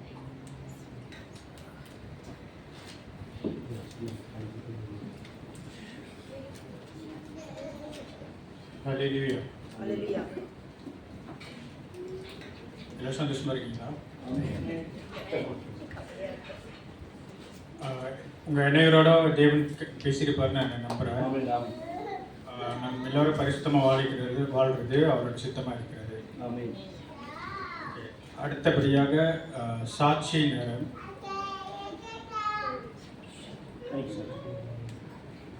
சாட்சி நேரம். யாருக்கெல்லாம் சாட்சி இருந்துச்சுன்னா தேவன் செய்த நன்மைகளை எனக்கு பகிர்ந்து கொள்ளலாம். யாருக்கா சாட்சிகள் இருக்கா? தேவன் செய்த நன்மைகளே நீங்கள் சொல்லலாம், பகிர்ந்து கொள்ளலாம். சாட்சிகள். இது நம்மளுக்கு எல்லாம் தெரிஞ்ச ஒரு காரியம் தான். என் காடி ஏற்கனவே அடிபட்டு சொன்னால அது செய்து கொடுக்க ஆண்டு திருப்பி 1 மாதம் வரும்னு சொன்னாங்க. ஆனால் ஒரு 10 நாளுக்குள்ளேயே அவங்க கணக்காக ப்ரொசஸ் பண்ணிட்டாங்க. ஏன்னா அது ப்ரொசஸ் பண்ணுறப்பையும் சரி இன்சூரன்ஸ் என்னோட இன்சூரன்ஸு எனக்கு தெரியல, எனக்கு அதை அப்ரூவ் பண்ணல அவங்க. ஏன்னா அடிப்பட்டனால ஆனால் அடித்தவங்களுக்கு வந்து அப்ரூவ் பண்ணிட்டாங்க. ஆனால் நான் எடுத்த இன்சூரன்ஸ் எனக்கு அப்ரூவ் பண்ணல. நம்ம கேட்டதுக்கு அவங்க இந்த ரீசன் தான் கொடுத்தாங்க. அப்புறம் நான் அந்த இன்சூரன்ஸ் எடுத்த ஏஜென்ட்டை கால் பண்ணி பேசினதுக்கப்புறம் அந்த காரியம் நடந்து முடிஞ்சிச்சு. இல்லை என்ன ஒரு ஆசீர்வாதமான காரியம்னு சொன்னாக்கா, நாங்கள் நினைத்து பார்க்க முடியாத ஒரு சில காரியங்கள் கர்த்தர் நம்ம வாழ்க்கை இடைப்பட்டு அது வந்து கஷ்டமாக இருந்தாலும் அது ஆண்டு செய்து முடிக்க கொடுத்தார். ஒன்று அந்த காடி அடிபட்டு செய்கிறப்ப எனக்கு வந்து காடியில் இருந்து சின்ன சின்ன ப்ராப்ளம்லாம் இருந்துச்சு. வெளியில் நான் சொல்லியிருப்பேன் மாட்டேன், மின்னுக்கு அந்த பம்பர்லாம் உடஞ்சுன்னு சொல்லிட்டு அதெல்லாம் அவங்க ஃப்ரீயாகவே செஞ்சு கொடுத்துட்டு அவங்க சொன்னாங்க இதெல்லாம் இந்த ஒரு கணக்கு வராதுன்னு. இன்னொன்று என்னென்னா, நீங்கள் உங்கள் காடி நீங்கள் எத்தனை நாள் வச்சுருந்தீங்களோ அதுக்கான கந்திரிக்கு கூட காசு கொடுப்போம்னு சொல்லிட்டு அது எப்படி சந்தோஷமாக இருக்குன்னா, எனக்கு ஒரு துக்கம் நடந்துச்சு, நான் கர்த்தரோட பாதத்தில் ஒப்பு கொடுத்தேன். அதை நான் வந்து மேற்கொண்டு போராடலை. அவர் அது எல்லாத்தையும் இலவாக பயன்படுத்த கர்த்தர் கிருபை செய்தார். நான் காடி இல்லாமல் இருக்கப்ப எனக்கு காடி உதவி செய்து கொடுக்க கர்த்தர் உறவுகளை வச்சுருந்தாரு. பயணம் பண்ணுறதுக்கும் சரி எல்லாத்துக்கும் எந்த ஒரு கடைகளும் வரல. ஏன்னா பிள்ளைங்களை ஸ்கூல் விட்டுணும் ஏற்றணும் நம்மளுக்கு குளித்து போகணும்னு சொல்லும் பொழுது தேவைகள் இருக்குது. ஆனால் ஒரு துளி கூட ஆண்டவர் எனக்கு இது பண்ணாமல் அவர் நடத்தி வந்தார். அது ரொம்ப சந்தோஷமாக இருந்துச்சு. அவர் அப்படியே நேசிக்கிறேன். ரொம்ப நன்றி சார். வேறு சாட்சிகள்? சாட்சிகள் இல்லைன்னா இன்னொரு காரியம், நம்ம சபைக்கு ஒருத்தவங்க சிஸ்டர் புதிதாக வந்திருக்காங்க. அவங்க பேர் வந்து சிஸ்டர் கவிதா. அவங்க வந்து சிஸ்டர் பிரிசிலாவோட ஃப்ரெண்ட். அவங்கள இயேசு கிறிஸ்து நாமத்தில் வாழ்த்து வரவேற்கிறோம். அடுத்தபடியாக நம்ம காணிக்கை நேரத்துக்கு போகிறதுக்கு முன்பாக ஒரு காரியத்தை நம்ம செய்ய போகிறோம். அதாவது வேதம் நம்மளுக்கு கற்றுக் காரியம், இயேசு கிறிஸ்து நம்மளுக்கு கற்றுக் காரியம். அது மத்தேயு 5:23-24 நான் படிக்கிறேன், நீங்க கேளுங்க. ஆகையால் நீங்கள் பலிபீடத்தினிடத்தில் உன் காணிக்கையை செலுத்த வந்து உன் பேரு உன் சகோதரருக்கு குறை உண்டென்று அங்கே நினைவு கூறுவாயாகில் அங்கே தானே பலிபீடத்தின் முன் உன் காணிக்கையை வைத்துவிட்டு போய் முன்பு உன் சகோதரனோட ஒப்புரவாகி பின்பு வந்து உன் காணிக்கையை செலுத்து. ஓகே, இப்போ நம்ம எல்லாரும் என்ன செய்ய போறோம்னா, எழுந்து ஒருவர் ஐக்கியப்பட்டுட்டு நம்ம வந்து அவங்க இடத்துக்கு வந்துருங்க. அதுக்கப்புறம் நம்ம காணிக்கை போட போறோம்.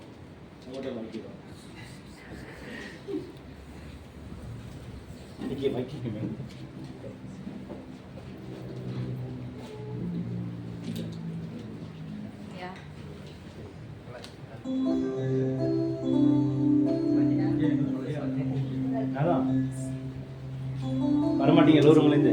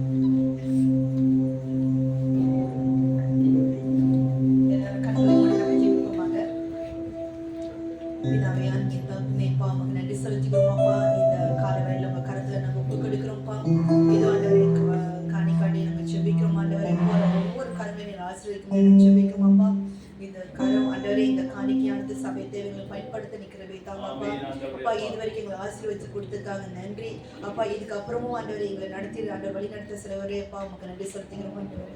அப்படியாக நாங்கள் ஒப்புக் கொடுக்கிறோம். இயேசுவின் நாமத்தில் நடத்திதான்.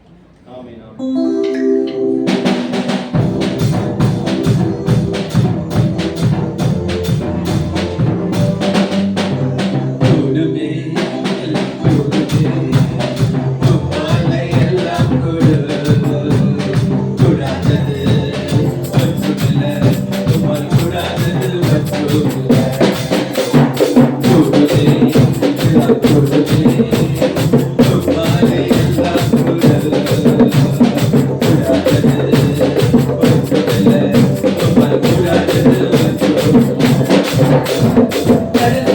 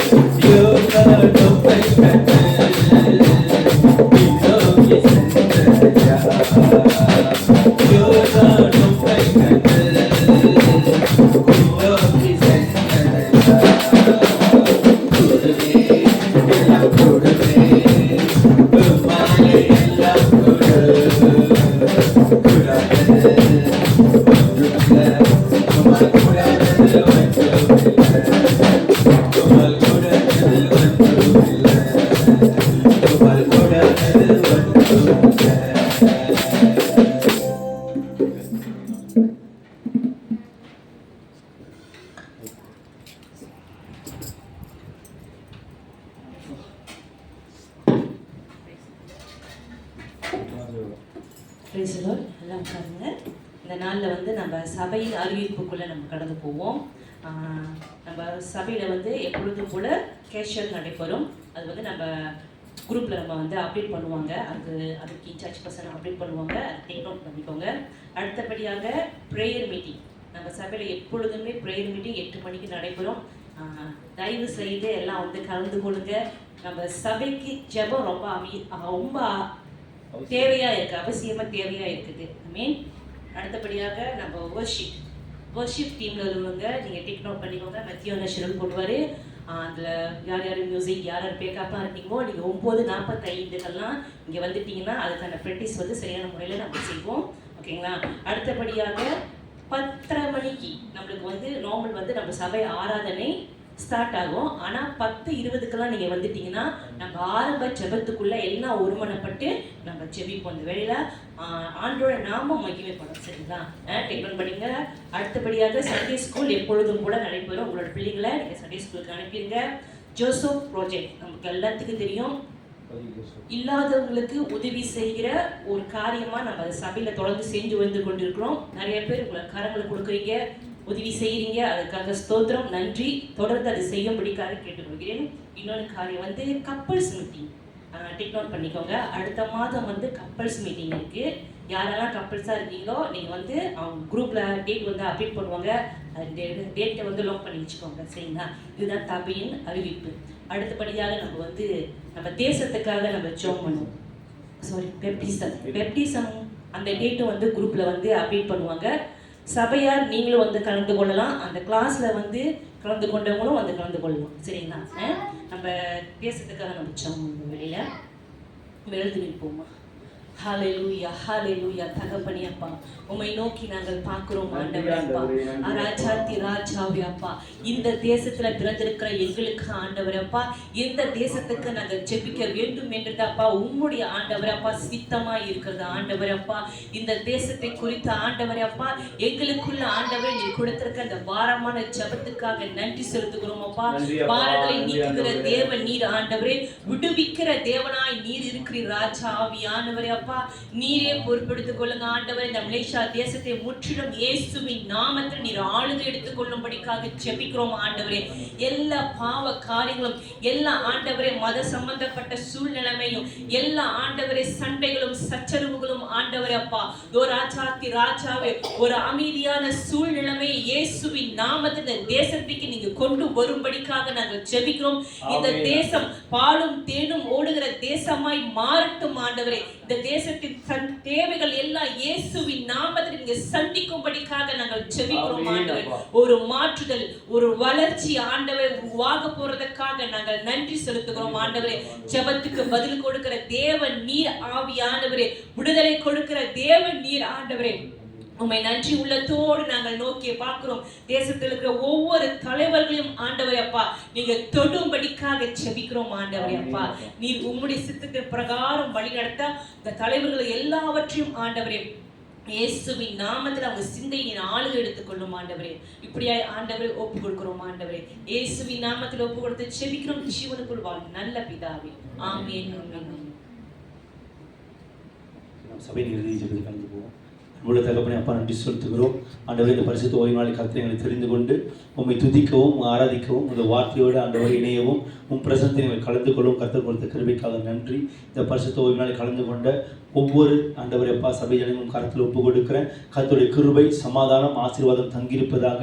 எங்கிலும் போகினவர்களும் உமது கிருபையின் கருத்தை தாங்கிக் கொள்ளுங்க ஆண்டவரே. எல்லா பொல்லாப்புக்கு விளக்கி தெய்வ சமாதானத்தில் நிரப்புங்க தகப்பனே அப்பா. நீர் ஆண்டவரை பேசி வழி நடத்துங்கப்பா. நீர் பேசுகிற தேவன் என் மீட்பர், நீங்கள் உயிரோடு இருக்கீங்க ஆண்டவரே அப்பா. இந்த பூமியில் வாழ ஒவ்வொரு காரியத்தையும் கற்றுக்கொண்டு எங்களை வழி நடத்துங்க சுவாமி. நன்றி செலுத்துகிறோம் அப்பா. இயேசுவின் மூலம் வேண்டிக் கொள்கிறோம் எங்கள் ஜீவனுள்ள நல்ல பிதாவே. ஆமென். சொல்லுவோமா? என் ஆத்துமாவே கர்த்தரை ஸ்தோத்திரி, என் முழுவதுமே பரிசுத்த நாமத்தை ஸ்தோத்திரி. என் ஆத்துமாவே கர்த்தரை ஸ்தோத்திரி, கர்த்தர் செய்த சகல உபகாரங்களும். ஆமென். கர்த்தருடைய கிருபை சமாதானம் உங்களுக்கு இருப்பதாக. ஆமென். God bless you.